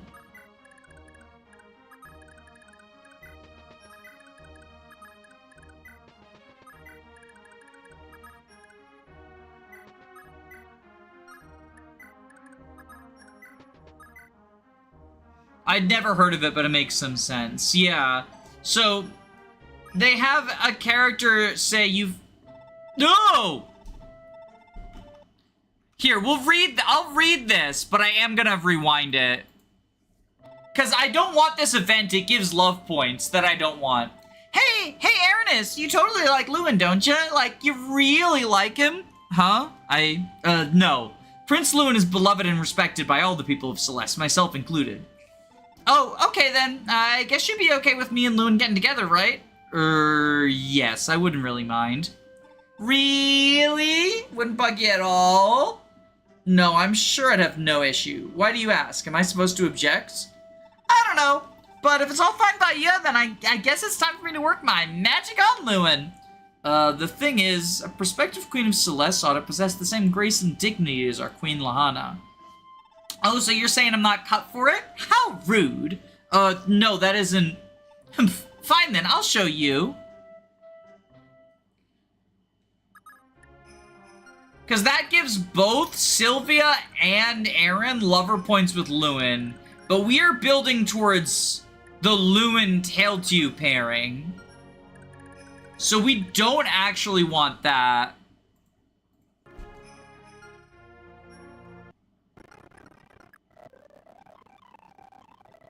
But, yeah, I figured I'd show it off, I guess.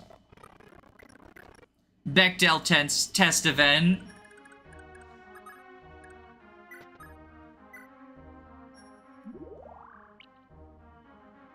We just need to never end our turn with Sylvia next to Erin until we conquer this castle.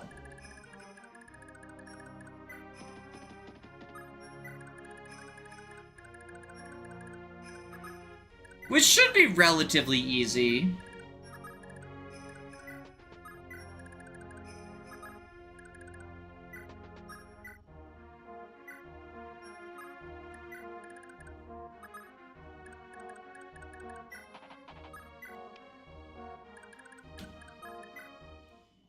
Derek, at least that isn't the Claude and Sylvia combo. I'd say those traitors are drawing perhaps a bit too close for comfort. You there! Raise the top of drawbridge! Without this key, there's no way they'll ever get over there. I almost wish I could see the looks on their faces.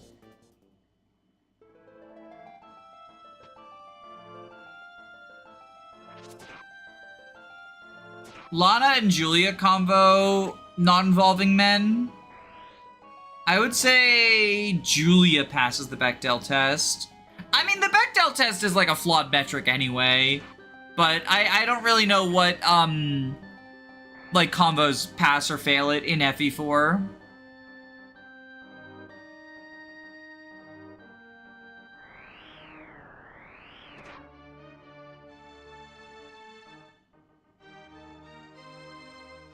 Amid the substitute is better than 90% of Arthur's. You know, sometimes hot takes are hot takes for a reason. I'm trying to figure out how to respond to that in a way that is not, just toxic and rude, but that is fucking absurd. Let's put it that way. That is an absurd take.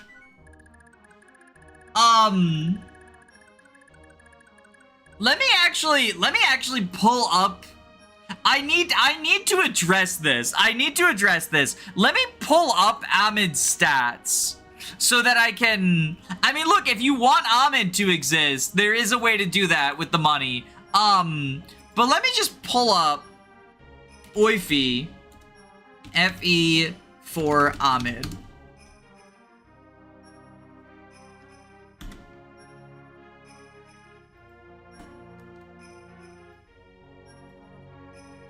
I'm making this image right now so that I can throw it on screen and show people. Okay, Control N.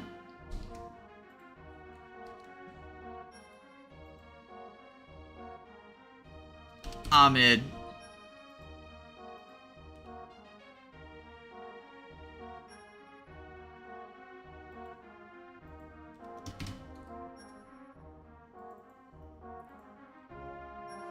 So we are adding this to the OBS layout. Amid.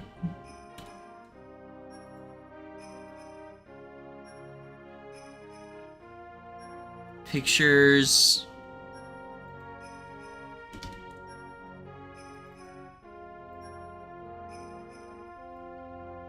So this is the dude. So he has these stats, no pursuit, so speed doesn't matter. His speed is fucking irrelevant. No pursuit because he can't double people. And he has B rank wind. He can only use wind magic, which in fairness, wind magic is the best magic type, right? So not being able to use fire and thunder doesn't really matter. But on promotion, he gets the other magic types and swords instead of stats. So he's worse than a sage. And does not get a horse, does not get staves, does not get anything worth anything, doesn't get pursuit, by the way. 40% magic growth. Let me pull up, in my opinion, the worst magical Arthur, because I think comparing Amid to a physical Arthur is an unfair comparison. That's a pairing that you're not going for. Adept makes his speed not irrelevant. Sure, you can gamble to potentially proc Adept. You're right. He has a 14% chance to strike twice. Cool, I guess.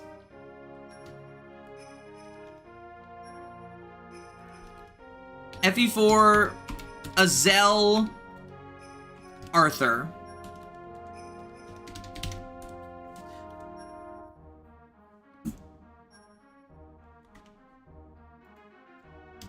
So there's 3 possible Arthurs that are like reasonable to get with the 3 magical dads, right? Comparing him to a physical dad Arthur, I feel like is a irrelevant comparison. Azel, Arthur. I'm making these up right now, making these images up right now so I can throw them on screen. So give me a second to put them all up. FE4, Claude, Arthur.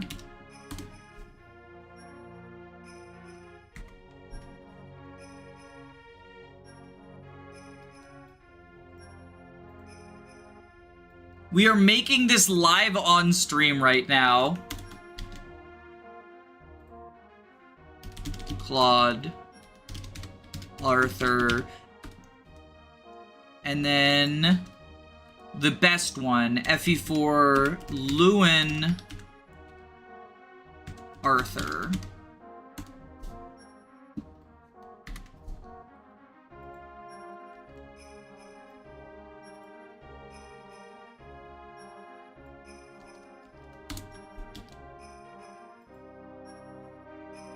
Lewyn Arthur.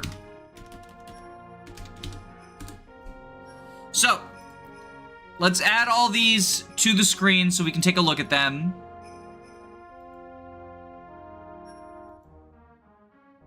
Physical dad for Brave Sword. Look, I know people like the fucking Vantage Wrath stuff. We'll talk about that later because it's bad. But first, I need to address the first travesty before the second one.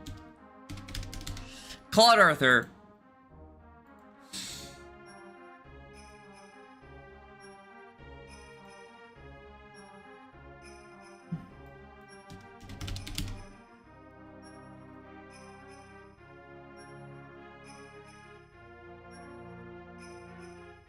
Let's just go pictures, thumbnails.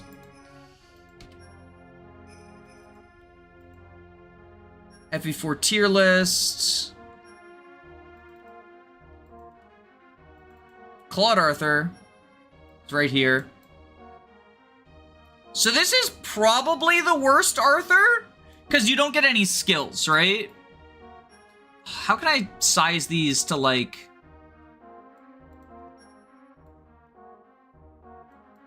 Can y'all see that? Is that, like, a good size? I don't want to cover up chat. Here, we can... You can cover up the top of chat, Ahmed.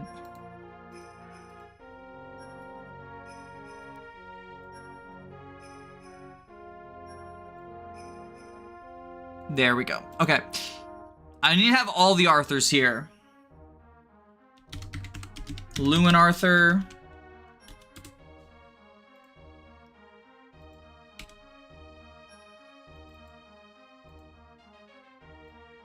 This is the best one. And then Azel Arthur is sort of like the, if you're giving Lewyn to someone else, this is the best thing after Lewyn.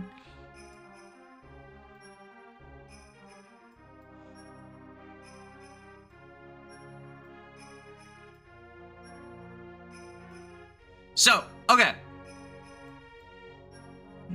This is probably as good as we're gonna get, right? They're all gonna cover something here. Well, I don't know. Fucking... I mean, let's talk about Lewyn Arthur first, because here's why Lewyn Arthur is so good. We'll do a unit review of him, because that's who we're getting. But he starts with Forsetti. He starts with a legendary weapon. So he can get around the fact that his magic growth is only, like, his magic growth is pretty mediocre, and his base is, like, okay. But just using a super powerful tome. He has a 30 might tome in his starting inventory. In addition to that, he has adept, critical, and wrath. So, like, if you want to do gambling stuff with a guy who can't double, like, let's just compare Ahmed to specifically Lewyn Arthur before Forsetti. Before factoring in... Oh my god. This is so sloppy.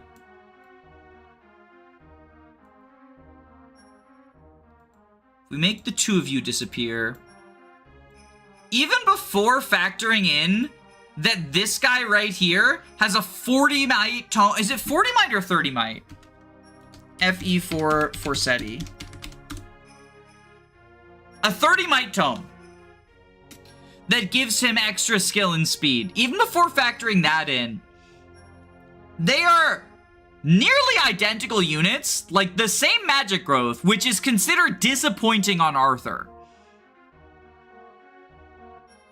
I'd say nearly identical. It's just the magic that's nearly identical. Arthur is ahead on everything else. Other than res, boo-hoo. But Arthur gets Wrath, Arthur gets the critical skill, and Arthur gets a much better promotion. He gets 2 less magic, but he gets a horse, so he can actually keep up with people. And he gets B rank swords. He can use the Brave Sword. Ahmed cannot. 130% HP growth on a mage is funny. That's just FE4 though. 110 speed growth, so adept actually matters. Yeah, so even without the pursuit ring, because that's before factoring in, Arthur gets inheritance. Ahmed does not get inheritance. Ahmed's starting inventory is just a wind tome. It will always just be a wind tome. Arthur can start with the pursuit ring, which I think is decent to pass to him. I think, personally, I prefer it on Leaf, but I think Arthur is a decent user of it. He obviously starts with Forseti, a much stronger tome than Wind, but he can start with an Elwind that has critical on it. Like, just looking at our Elwind, I have 18 kills on this. I have 18 kills on this. You can start building up crit kills on the Elwind that you pass down to Arthur. Ahmed not getting inheritance is such a huge deal. And then his payoff is just a war mage, just another infantry mage. Which, like, the big deal about Arthur is that he actually keeps up. He's the only mounted mage you get, aside from Leith, who doesn't have a good magic stat. In Generation 2, if you want a mage who can actually reach the front lines, it's gonna be Arthur. If you want to keep the Pursuit Ring for after Chapter 3, it's useful. Yeah, like, if you don't send the Pursuit Ring away with Ethlyn, then I think Arthur is the best recipient of it. Well, Lewyn Arthur specifically. Because if you don't like Lewyn Arthur, if you're doing, like, the canon pairing with Erin or whatever, can I introduce you to Azel Arthur, who is just statistically better than Ahmed. 50% magic growth, 70% speed growth, and he actually has pursuit.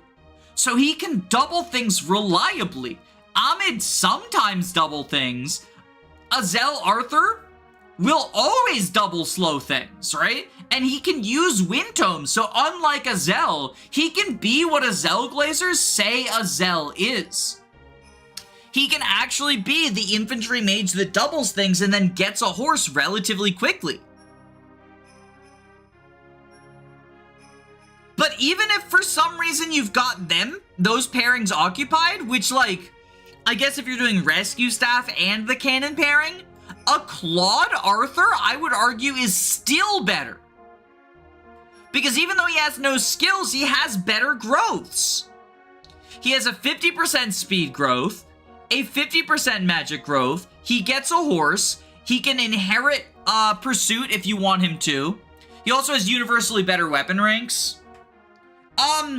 Well, so, yeah, he does actually. I was gonna say the Thunder, but I forgot because of Tailtu, Arthur always has the same Thunder rank as Ahmed.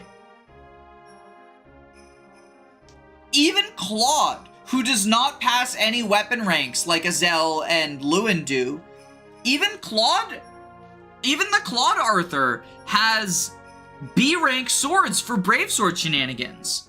And then Wrath is a better skill than Adept because you can actually take advantage of it instead of gambling on it.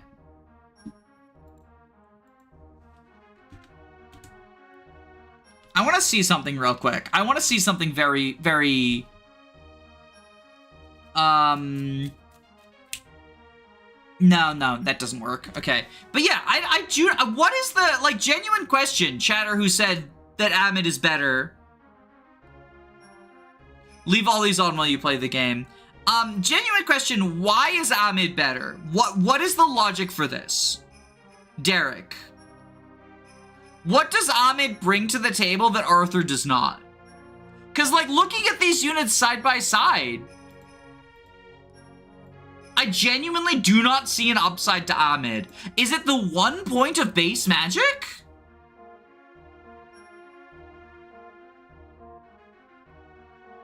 Like, at least with something like Azel, I can understand what the cope is, right?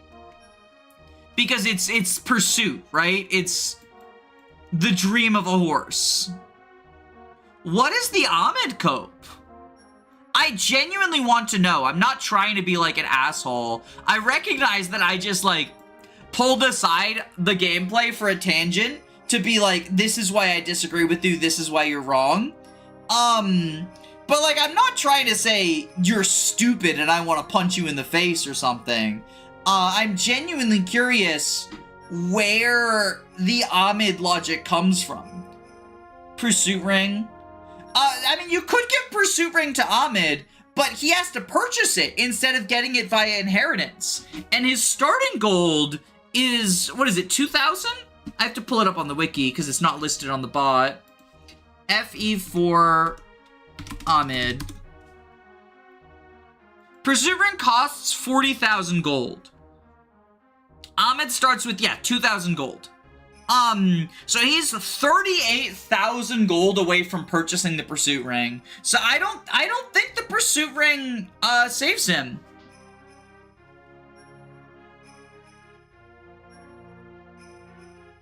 I think Ahmed is one of the worst units in Gen 2. And I think even if he wasn't the substitute for Arthur, who is one of the better Gen 2 units, and like, so you feel so bad as like a downgrade. What about physical dads? Why are we giving the mage a physical dad? This isn't a Lester Lana situation. Both of Tailtu's children are mages. So like, the only physical dads that people cope on Ahmed, and I'll pull this one up too, because I think it's, or not Ahmed, Arthur. The physical dads people cope are Vantage Wrath. And I'll pull up the Lex one, because I believe Lex is better just because of Paragon. FE4 Lex Arthur.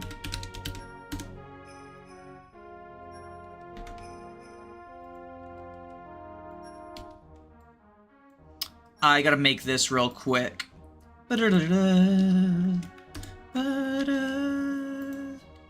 Lex Arthur.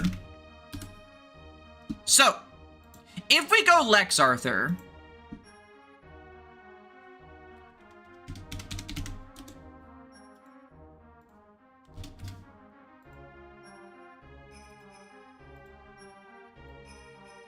we get a base magic of 8 and a 15% magic growth. That's awful. The cope is that Vantage Wrath means you will always strike first and always get a critical hit. The most powerful tome that Lex Arthur can have equipped at base is El Thunder. I actually had this conversation because we ran the numbers. So let me pull up my YouTube comment section so that I can pull up the exact numbers and explain why Arthur misses every single one-shot on his join map, even with the critical hit.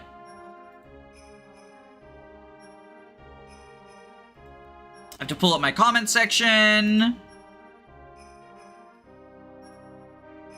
and use the search function. Wrath.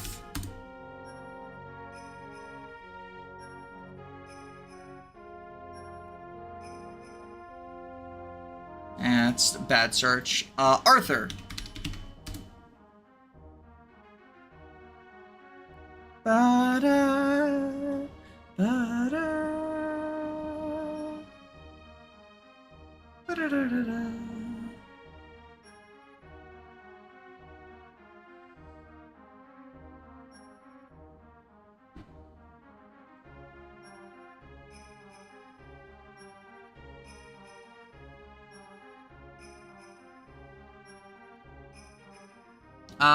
I know they mentioned Thoron.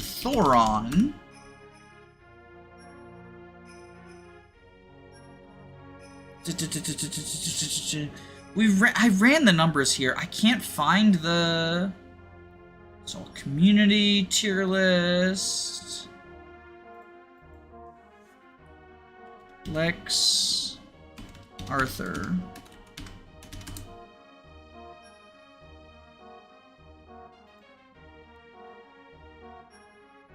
Magic base and growth, but Vantage Wrath makes it basically irrelevant. Okay, so here's the cope. Here's the thing, and I ran the numbers against this. And I can tell you exactly what's going on with it. So Lex Tailtu with a magic ring has a base damage of 42 with Wrath. Because of with El Thunder, right? And 42 damage sounds impressive. Like, Vantage 42 sounds impressive for other Fire Emblem games, but the kill thresholds are actually higher than that for every single unit on the map that he joins, Chapter 6. You cannot one-shot the Armor Knights because the kill threshold for them is 45 to 47 magic damage. The Axe Fighters have a kill threshold of 47 magic damage. The Axe Knights have a kill threshold of 43 magic damage. And the bosses have a kill threshold of 65 magic damage. So on the very first chapter he's available, he fails to hit the one-shotting thresholds Vantage Wrathing. If you are not one-shotting while Vantage Wrathing, you're dying because you're at low enough health that you just get killed, right? So the appeal, the idea of like, well, we just do Vantage Wrath, guaranteed go first, guaranteed critical hit, it sounds cool, but he just fails to reach kill thresholds with it, even with the magic ring, even with the highest possible tome that he can use unpromoted. Thoron is an A-rank tome. With Thoron, which you have to promote Arthur for Thoron. With Thoron, he gets 72 damage. You have to struggle through 18 levels of only dealing 42 damage with Wrath before you're able to deal 72 damage. And the enemies are too strong to die to 72 damage at that point. Your troops are freezing, help them. Look, I'm sorry, I have to rant about Arthur stuff because people on the internet have opinions that I disagree with. Come to bed, honey, it's so late. No, I can't. Someone on the internet is wrong. I have very strong opinions about Arthur ever since I got, like, a ton of fucking Erin Arthur fans going crazy over my Erin pairing video. Or Erin Forsetti, said Forsetti, the canon pairing. I had a bunch of people just, like, absolutely losing it over the pairing I recommended, the pairings I recommended, right? And so ever since then I've just been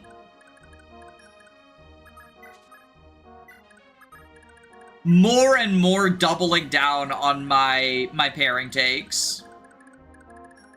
Imagine someone being wrong on the internet.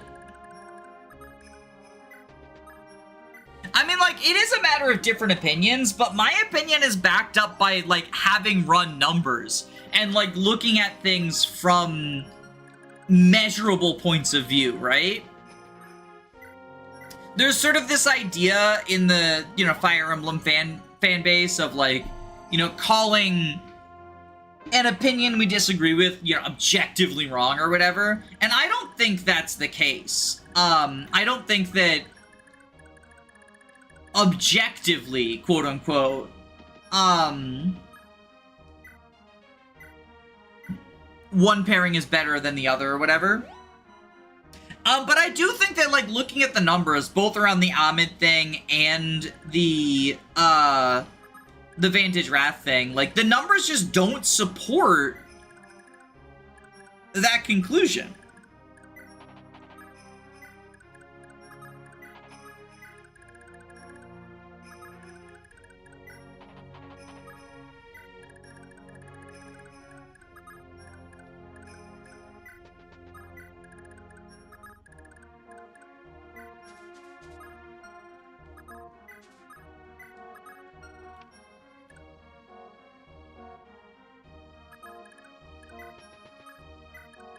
Anyway, those are my Arthur rants.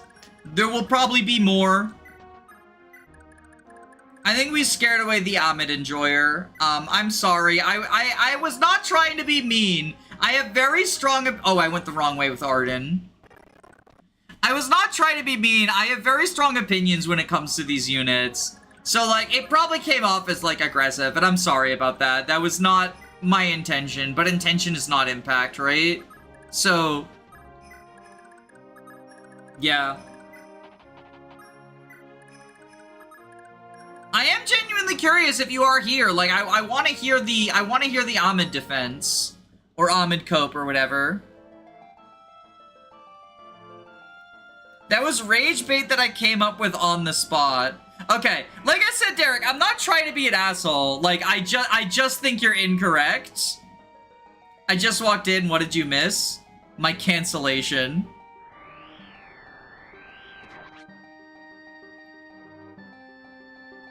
Lord Sigurd, my apologies. Take care of yourself. Successfully baited. I mean, look, I may have been successfully baited, but now I've got a video. I'm gonna make this into a fucking Ice Rider. I mean, I'll have to edit it or whatever, but I think that I'm gonna make a video out of it, so you can cope that I gave you good YouTube Shorts material. I mean, that was like, what, a 20-minute rant? It's definitely not Shorts material, but it will be Ice Rider. Ice Rider grind set. Yeah, because anytime I mention Ice Rider, there's inevitably some people who are like, what is Ice Rider? What are you talking about? It's my second channel. It's where stream clips and Let's Plays go. I'll put a link in the chat real quick.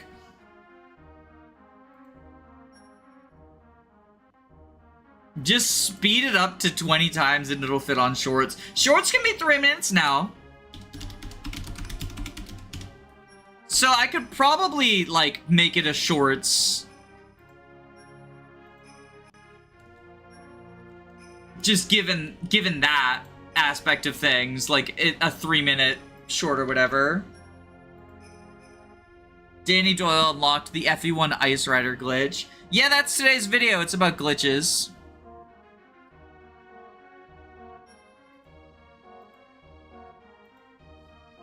Alright.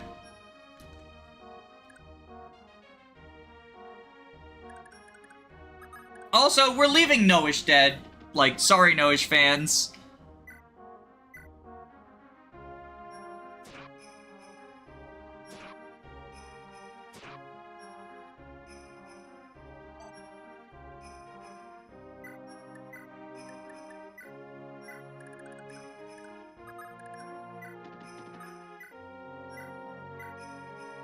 Did he have any good weapons on him? He had an iron lance and a steel sword.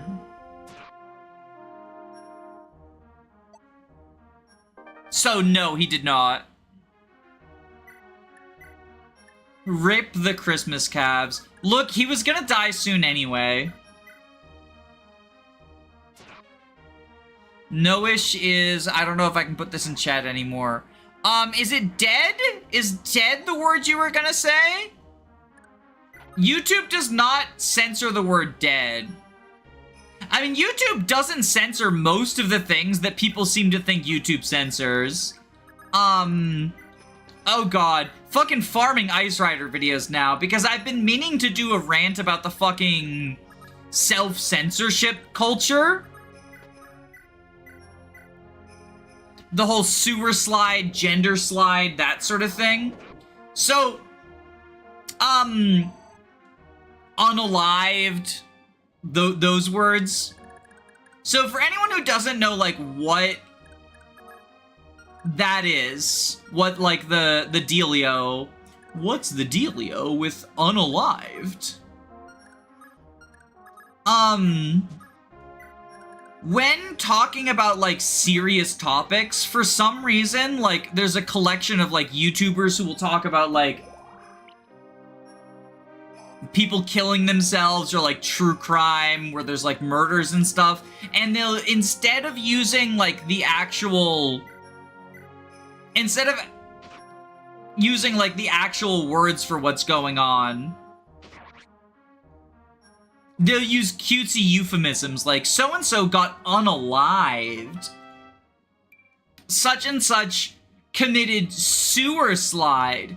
There's an ongoing gender side in Palestine, and the idea, and this originated from TikTok, because TikTok very aggressively shadow bans any topics it sees as, like, not advertiser friendly. So it originates from TikTok, and a lot of the TikTok creators who mass migrated from TikTok to YouTube are where it comes from. But there's a couple of problems that I have with it. First is that, like, YouTube does not censor in the same way TikTok did, so, like, there's no need to self-censor. It's preemptive compliance. And it's very, like, 1984, like, our language is newspeak now, right? I think it's important to be able to talk about these serious topics, like suicide, and treat them with the seriousness and dignity that they deserve. Like, someone committing suicide is a tragedy, and it doesn't need to be joked about. Guess I'm all out of luck now. I mean, we could leave Beowulf dead, too.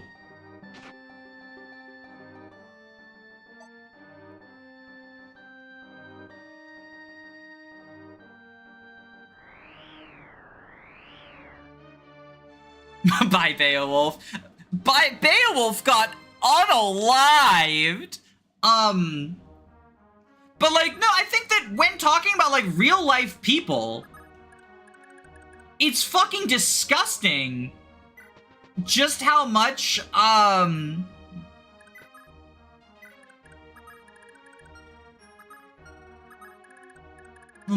move you up to fight these guys. The idea of, like, we're taking these real-life people and then just referring to their deaths, their suicides, and ongoing genocide, that sort of stuff, in a cutesy way. It's really gross to me. But also, even if you believe that you do need to censor, right? If YouTube is suppressing these videos, right? There are much easier ways than, like, the cutesy sewer slide lesbian, because that's the other thing, is people will also use it to talk about, like, marginalized groups now as well. Like queer people and black people and stuff like that.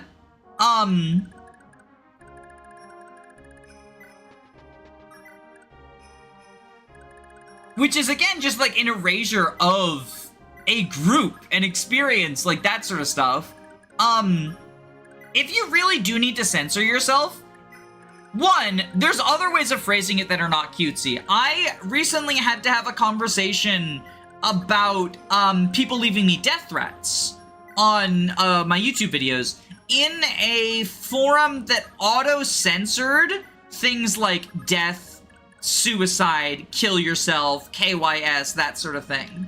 And I simply said, you know, people were telling me to end my own life. And that form of phrasing did not get censored, right? But if you're making a video, there's another very, very easy, way to do that tons of creators use.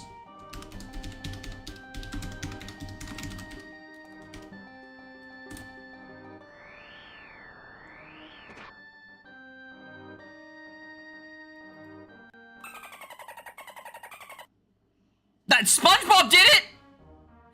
Right? Like, and obviously, like, that's a bit cutesy for censoring out the word genocide, but you can just have beep come up, right? But so many creators who are like, they want to make, like, if you're a Nintendo creator and you want to make your content accessible to children,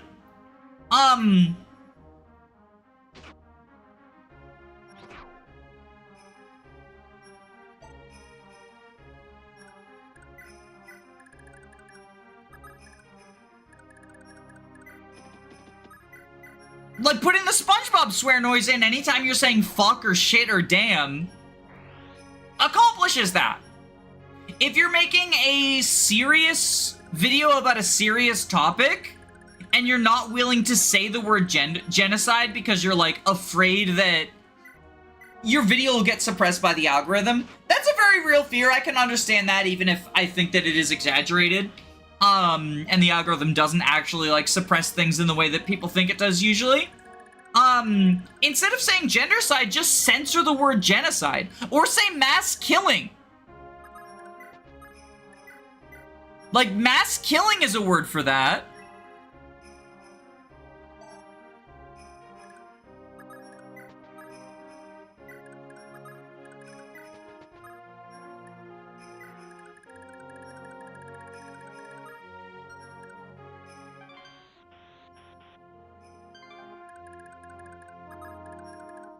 All the infantry just hanging out in the infantry zone. I think the worst time, the thing that, like, made me the most mad. So I was watching, the Knitting Cult Lady, who is a creator that talks about cults, has, like, a lot of experience talking about cults. And she was reading, this actually, like, got me to unsubscribe from her, because I was disgusted at the gall of it. She was reading someone else's account of them being raped due to their experience in a cult, right?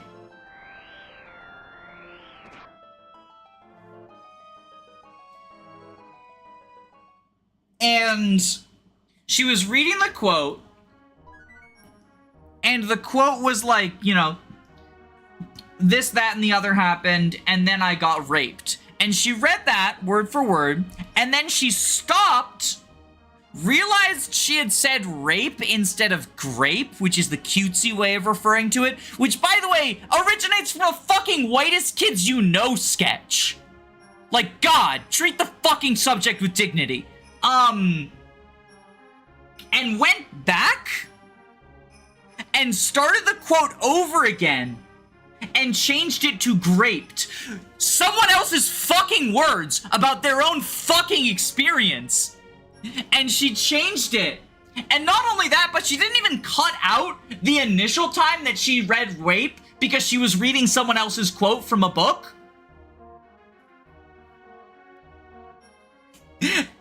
So, if your fucking excuse for it is that, oh, I'm just trying to stop the algorithm from suppressing my quotes, which, let's fucking face it, no you're not. These people are not trying to stop the algorithm from suppressing them. They think it sounds cutesy and meme-worthy to say gender slide instead of genocide. If your fucking excuse is that you think the algorithm will suppress it if you say the word rape, then use the editor to cut out the time you said rape! Fucking disgusting behavior. I'm sorry, I'm very angry because this is a topic that, like, it's gross. It's just fucking gross.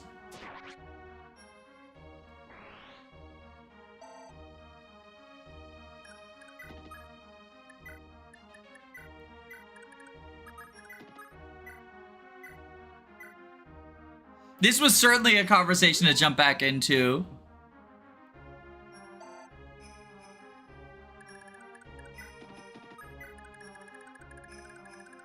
I think that if you are incapable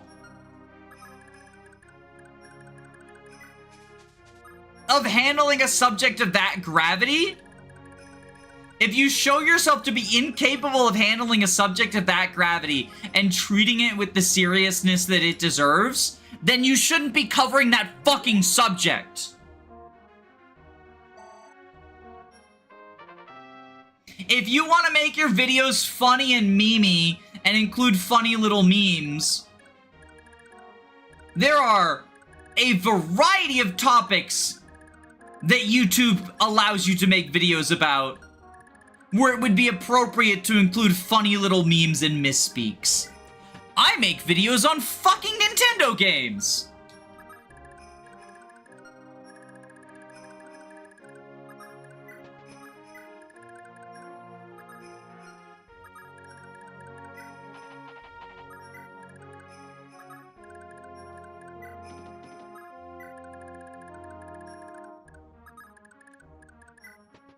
I click back on the stream and the first thing I hear Jenny screaming gender slide instead of genocide. I mean, like, I recognize that, like, I I say I'm making videos on Nintendo games, but this is like a serious topic to talk about. But I'm also not making jokes about this topic, right? Like, I don't think it needs to be all or nothing. I've released a couple of videos that I would say are on, like, serious topics, and I treat them, at least I try to treat them with fucking dignity and seriousness. So, like, it doesn't need to be all or nothing, but if you are making a video on a serious topic, treat it with the gravity that the fucking topic deserves. If you are having a conversation about a serious topic, don't make jokes that originate from the whitest kids you know. And that's not even, like, anything against the whitest kids you know, you know? I think that they make some funny sketches. But if you're talking about, like, a real-life rape, don't make the rapist joke.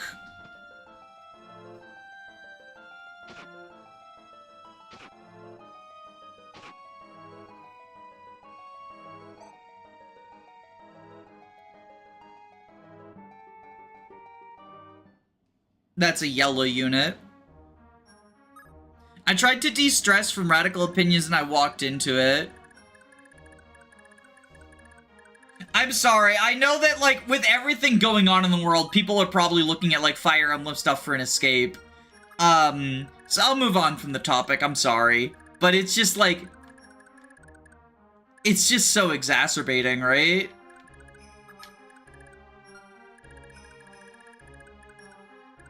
Maybe if you replaced rape with sexually assaulted, if you actually care about bad words in the algorithm. Yeah, or like even SA, right? Like everyone knows what SA means. So like if it's actually about the algorithm bad words, SA also works.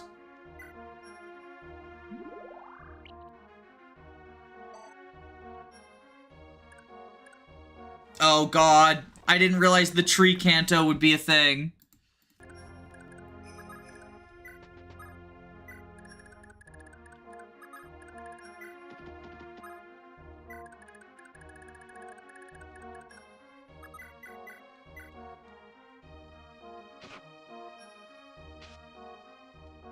Darn tree canto.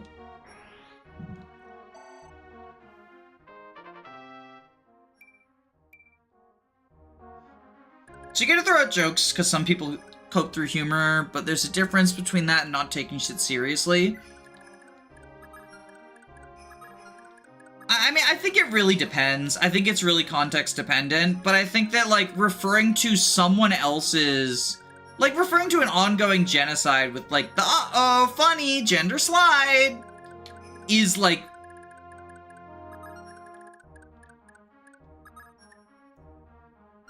garbage human being levels. How much does Valkyrie cost again?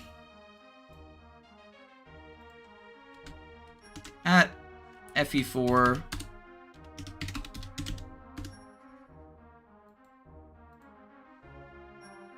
$30,000. Okay, so Claude has... Oh, he's almost got enough to revive. I guess it would be Beowulf, because he's, like, better than Nisha at this point.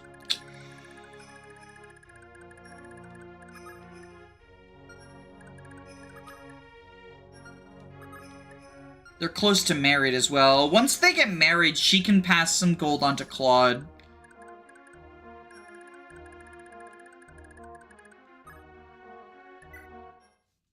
Gender slide is so offensive to anyone struggling in Palestine right now. It's also, like, I think there's a difference between, like, if you're referring to your own experience...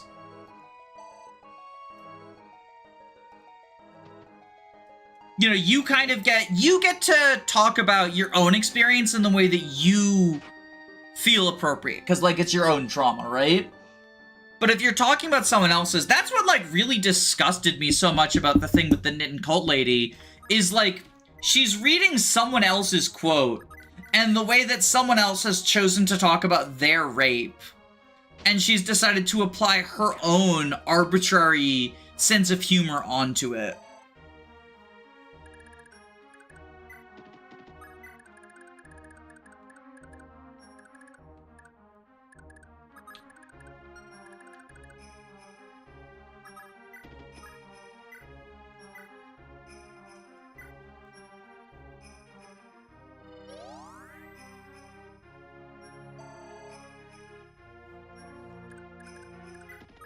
you know, like if you're a victim of sexual assault or rape or anything else, and it helps you to cope with your experience by referring to it as like, that time I was raped, I'm not gonna gatekeep the way that you handle trauma, you know?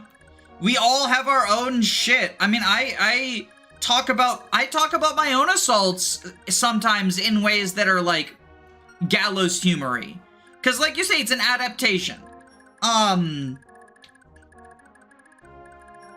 also think if it's context dependent on like what is the conversation we're having where we're talking about those sorts of things happening, right? If you're having a serious conversation about a serious issue, then I don't think it's appropriate to like, well, I don't think the fucking, I don't know.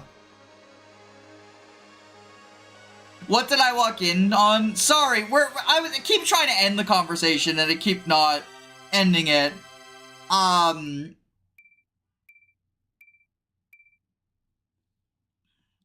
When the Falco Knight doesn't get 9 move. Oh, does she only... Yeah, right, she only has fucking 8 move. They hate flyers in this game. She can use staffs now, though.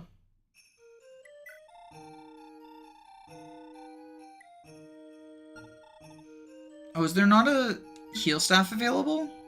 Recover only. Claude will probably have to sell his, but that's okay. He can do that. In fact, I think we return him next turn. And then he can sell his. Yeah, okay.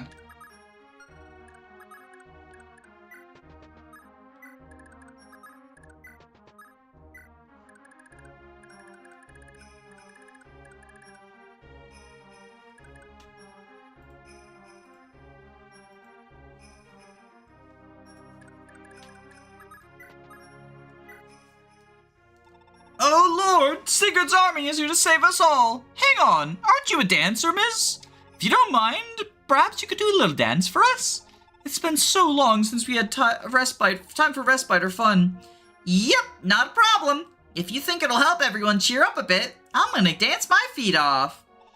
Okay, here we go.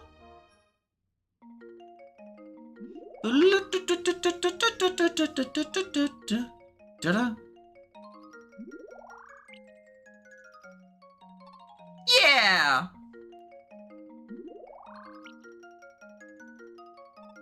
Yeah!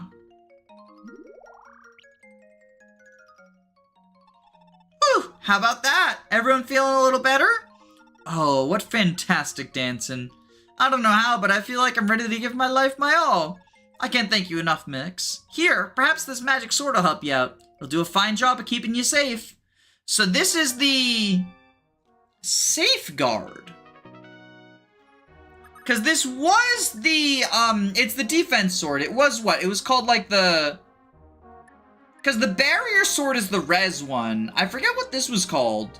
I like Safeguard. That's a cool name for it. The old translation patch would crash sometimes on triggering the event. It would, yes. Although I think that was the very, very old one. The old one I think fixed it, but I might be gaslighting myself.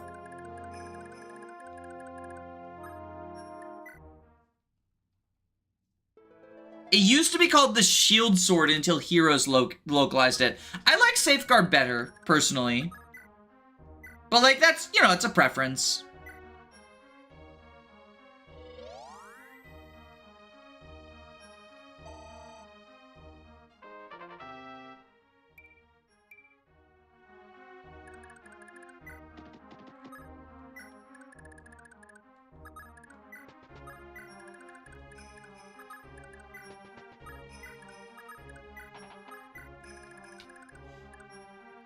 The old translation patch from like 15 years ago. Yeah, that was the one where it would crash, right?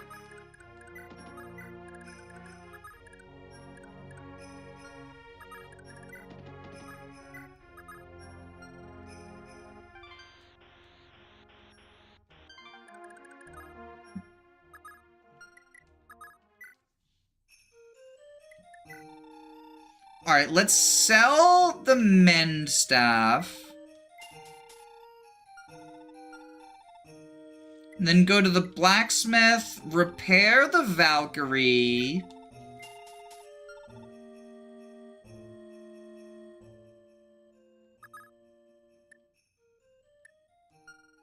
And I guess we Valkyrie up Beowulf?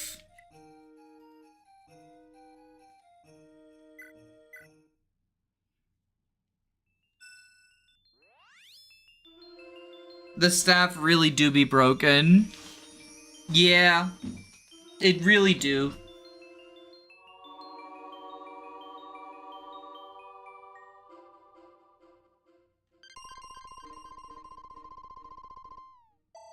Yummy EXP.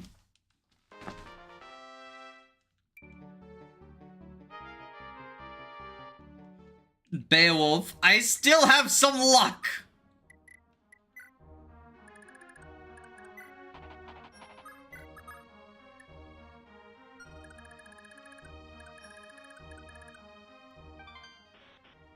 Do you know about the Valkyrie glitch? I know about it. I've never used it before, and I don't remember how you do it, but I know about it.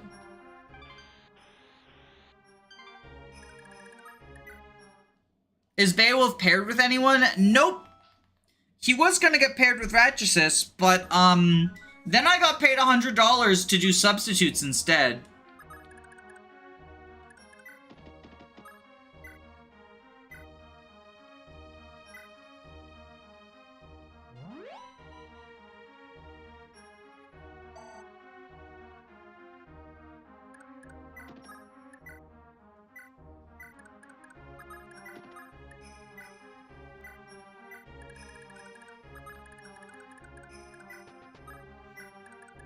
Thracia cannon has been ruined.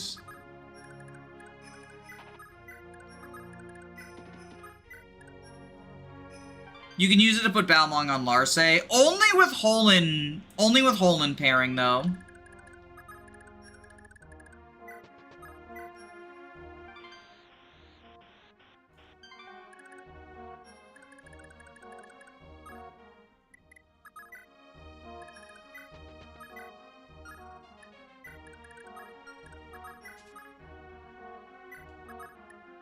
Oh, whoops, I forgot to buy the men staff.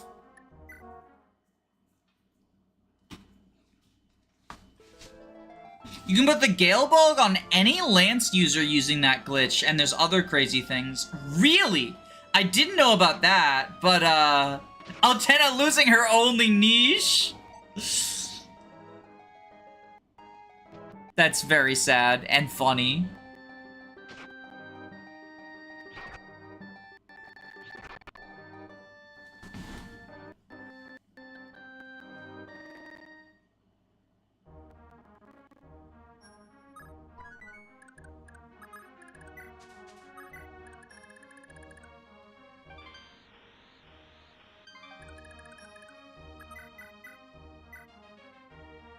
This is how we get Oifi to kill Julius.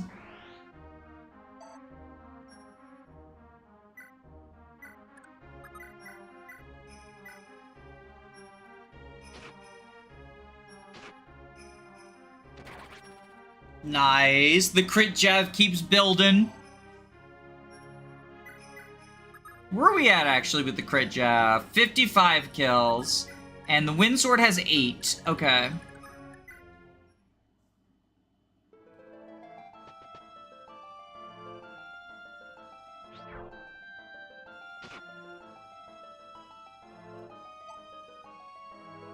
Does Oifi have a boss conversation with the big bads in the last 2 chapters?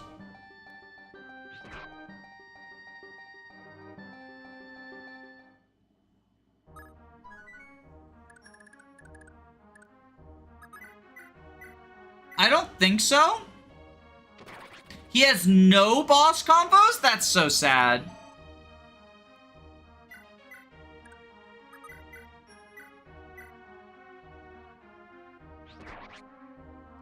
Oifi should have words with Arvis. I don't think he does.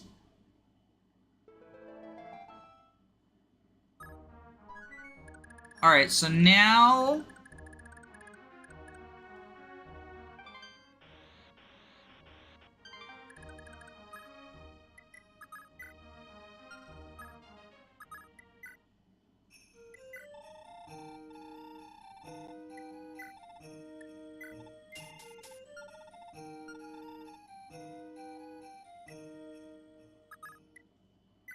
I think now we build lover points, right?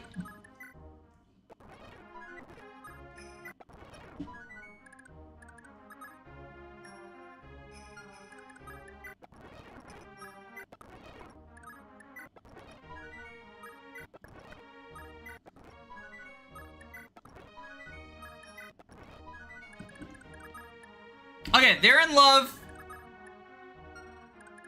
So this is the last pairing we need to do.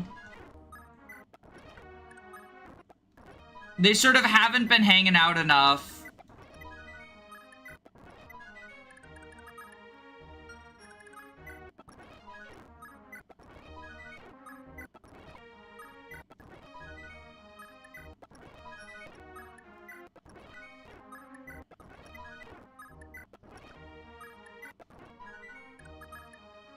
Okay, now they're in love. Okay.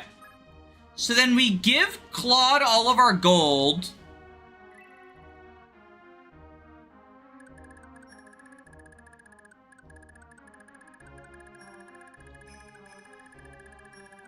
We've successfully done... Oh no, your pairings, right. We need you as well.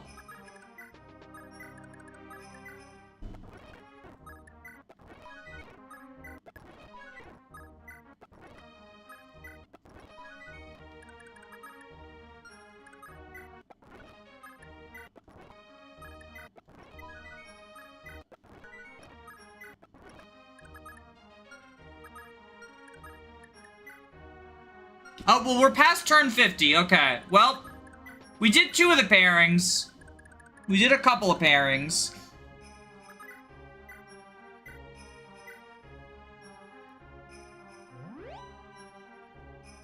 Can you build more love points with dancing? Love points are just from ending turn next to each other. Dancing doesn't do anything.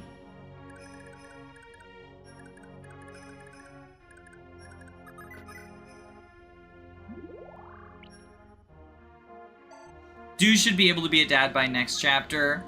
Otherwise, I guess we're doing substitute gaming. Smiley face. But like, it should be easy enough. It should be easy enough.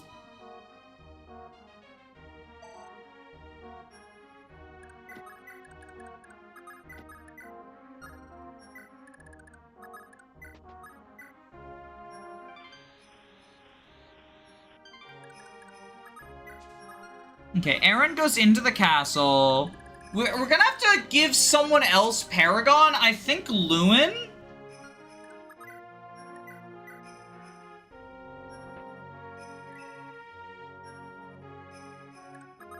Daisy is a walking sleep sword. Yeah, I do want to give her the Thunder Sword, though. Like, that's what I like the bargain in Thunder Sword. I think they help her out quite a bit. But, like, she is still just a walking sleep sword in many ways.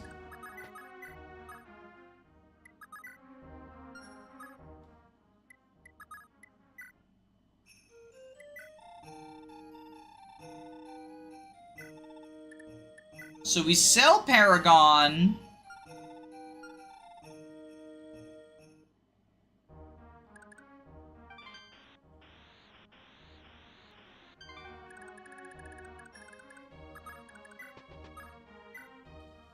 What? Just one of these locks? Come on, at least give me a challenge. Ta-da!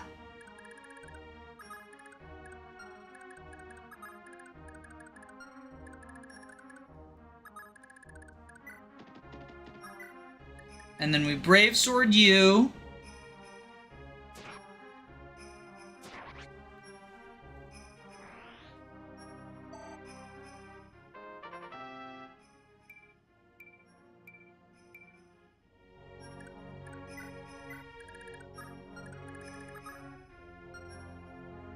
I forgot to equip the Javelin. Equip a Jav. Return staff do. Sleep sword, you can trivialize endgame Julius if you hit him.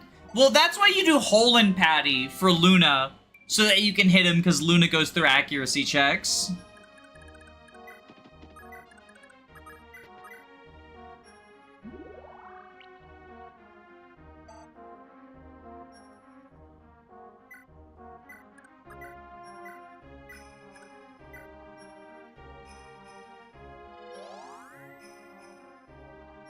It does? Yeah, Luna goes through accuracy checks. Luna always hits.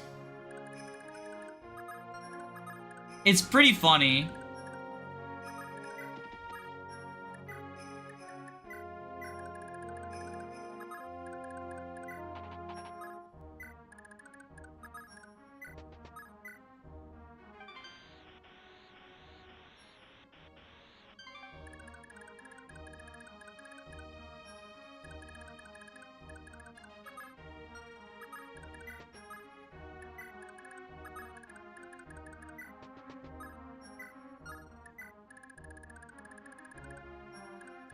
Oh wait, you know what we'll do also?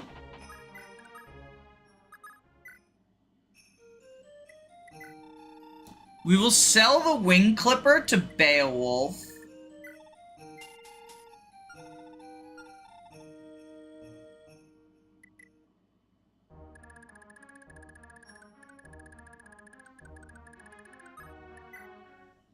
What is the yellow unit for? It's to stop you from going south until you've captured the North Castle.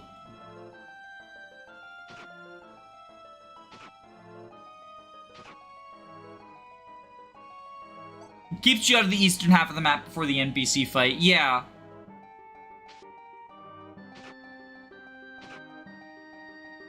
Just like crit and FE6. No! The misinformation!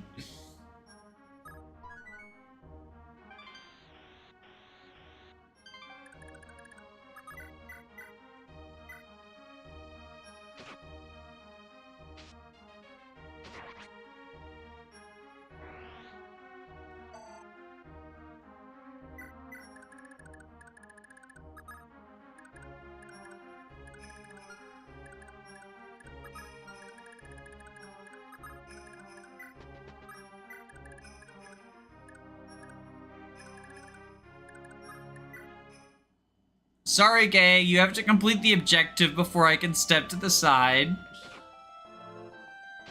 I want to help with the NPC battle, curse you, Gaga.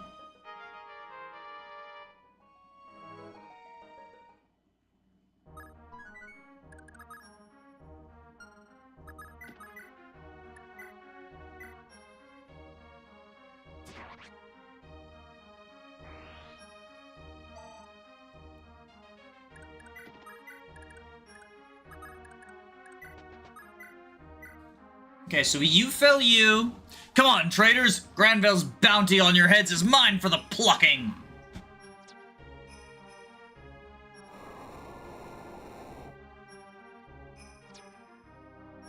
Thrilling round of combat right there. Let's turn animations on for this.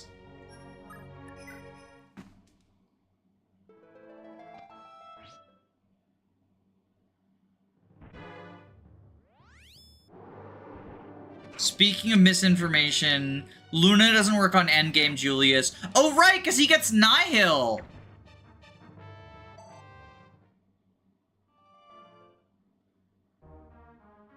Damn, now I'm the misinformationer. Now I'm the misinformationer.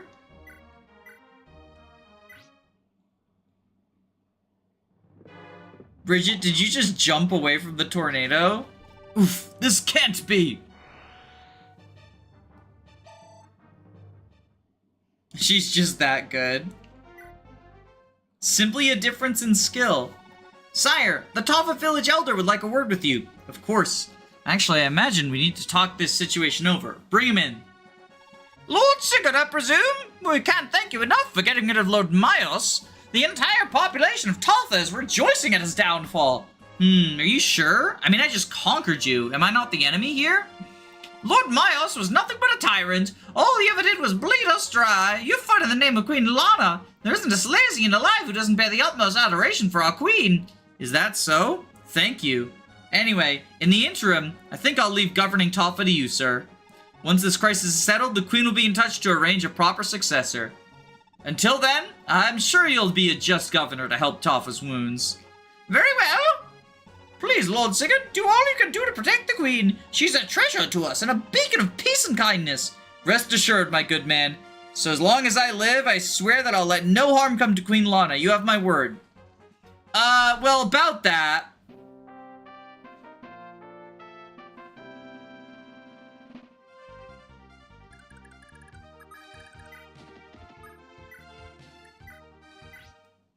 Plot twist, the Elder is evil.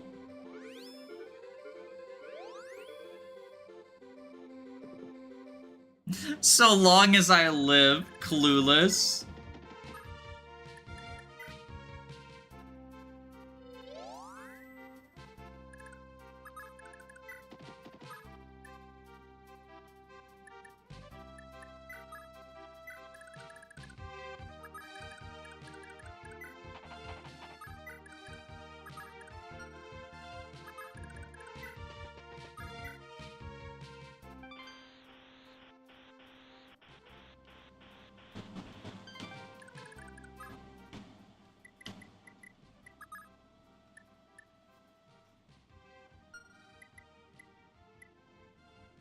Oh, you want to see something cool?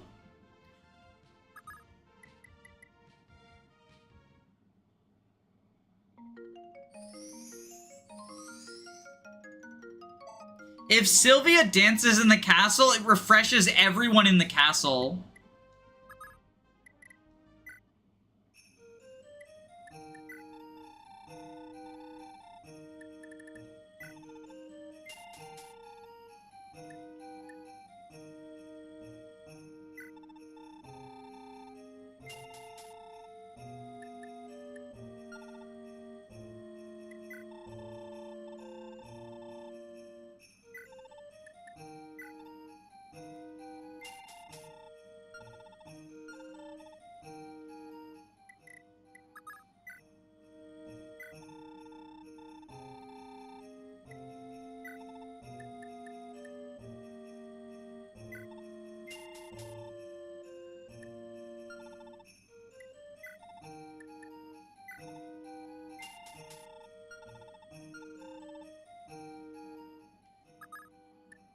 So I'm giving the crit javelin to Erin so that she has that to start building kills on.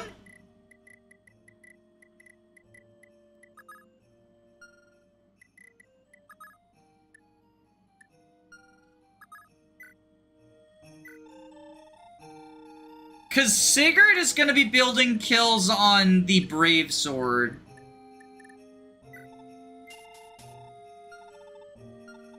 Fire Emblem is really the Malcolm in the middle of the Fire Emblem games.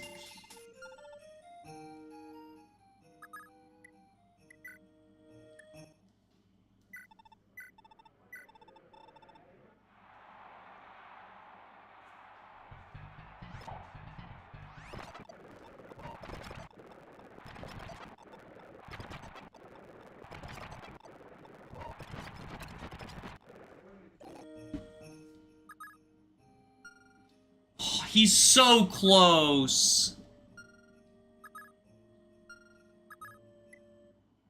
That's disappointing.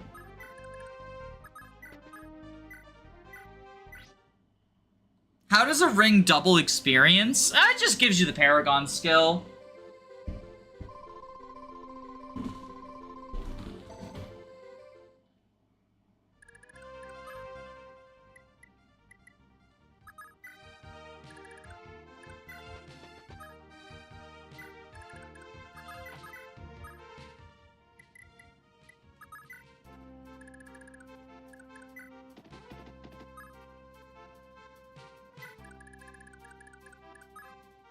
You need to use weapon triangle advantage with a thunder tome. Nah.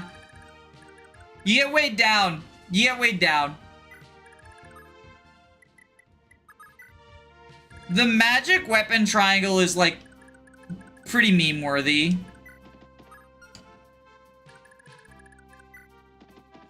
It's certainly not worth selling around the different weapons. Because, like, I've currently got the Thunder on Edain.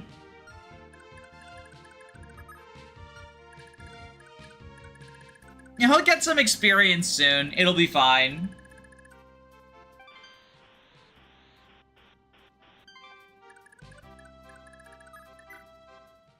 Weapon triangle advantage, is there any reason just not to use wind anyway?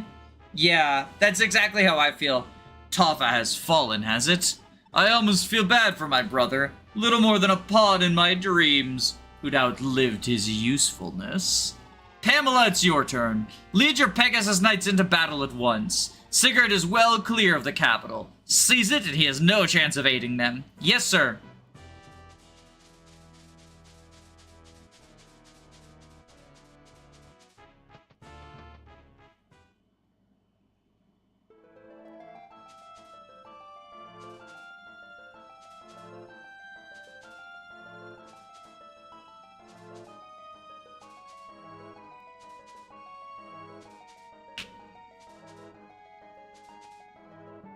Hey, that Pegasus Knight captain looks exactly like the other one we fought.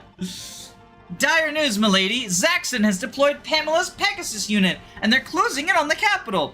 What? This can't be happening.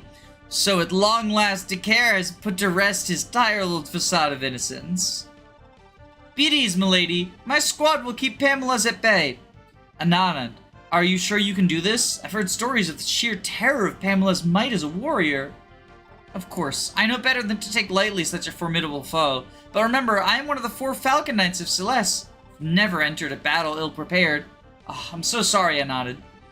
I already know well how you feel about this, but to fight in your name is the only life I know. Milady, please, don't worry about me so much. If that's all, then I'll be going. Knights to me, move out.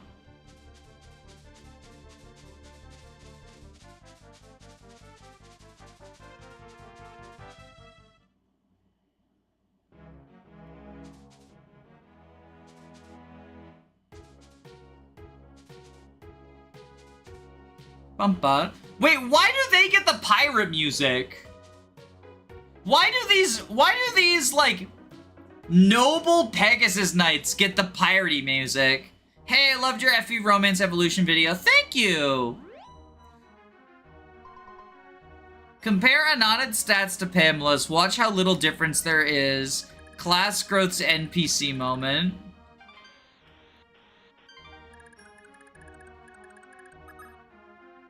$14, $9, $17, $22, $13, $14.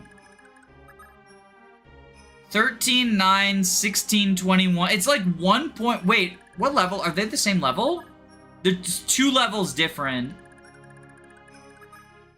And only 2 points of HP difference as well. That is funny. That is funny.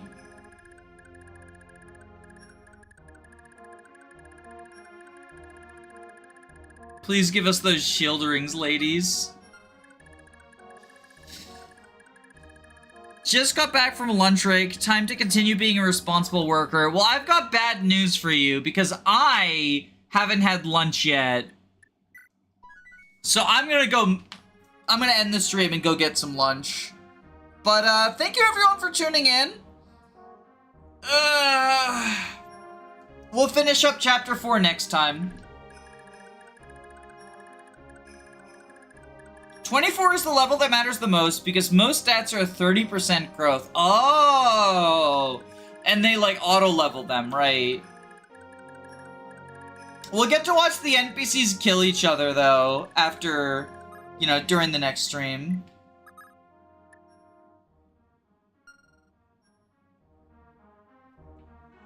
See ya!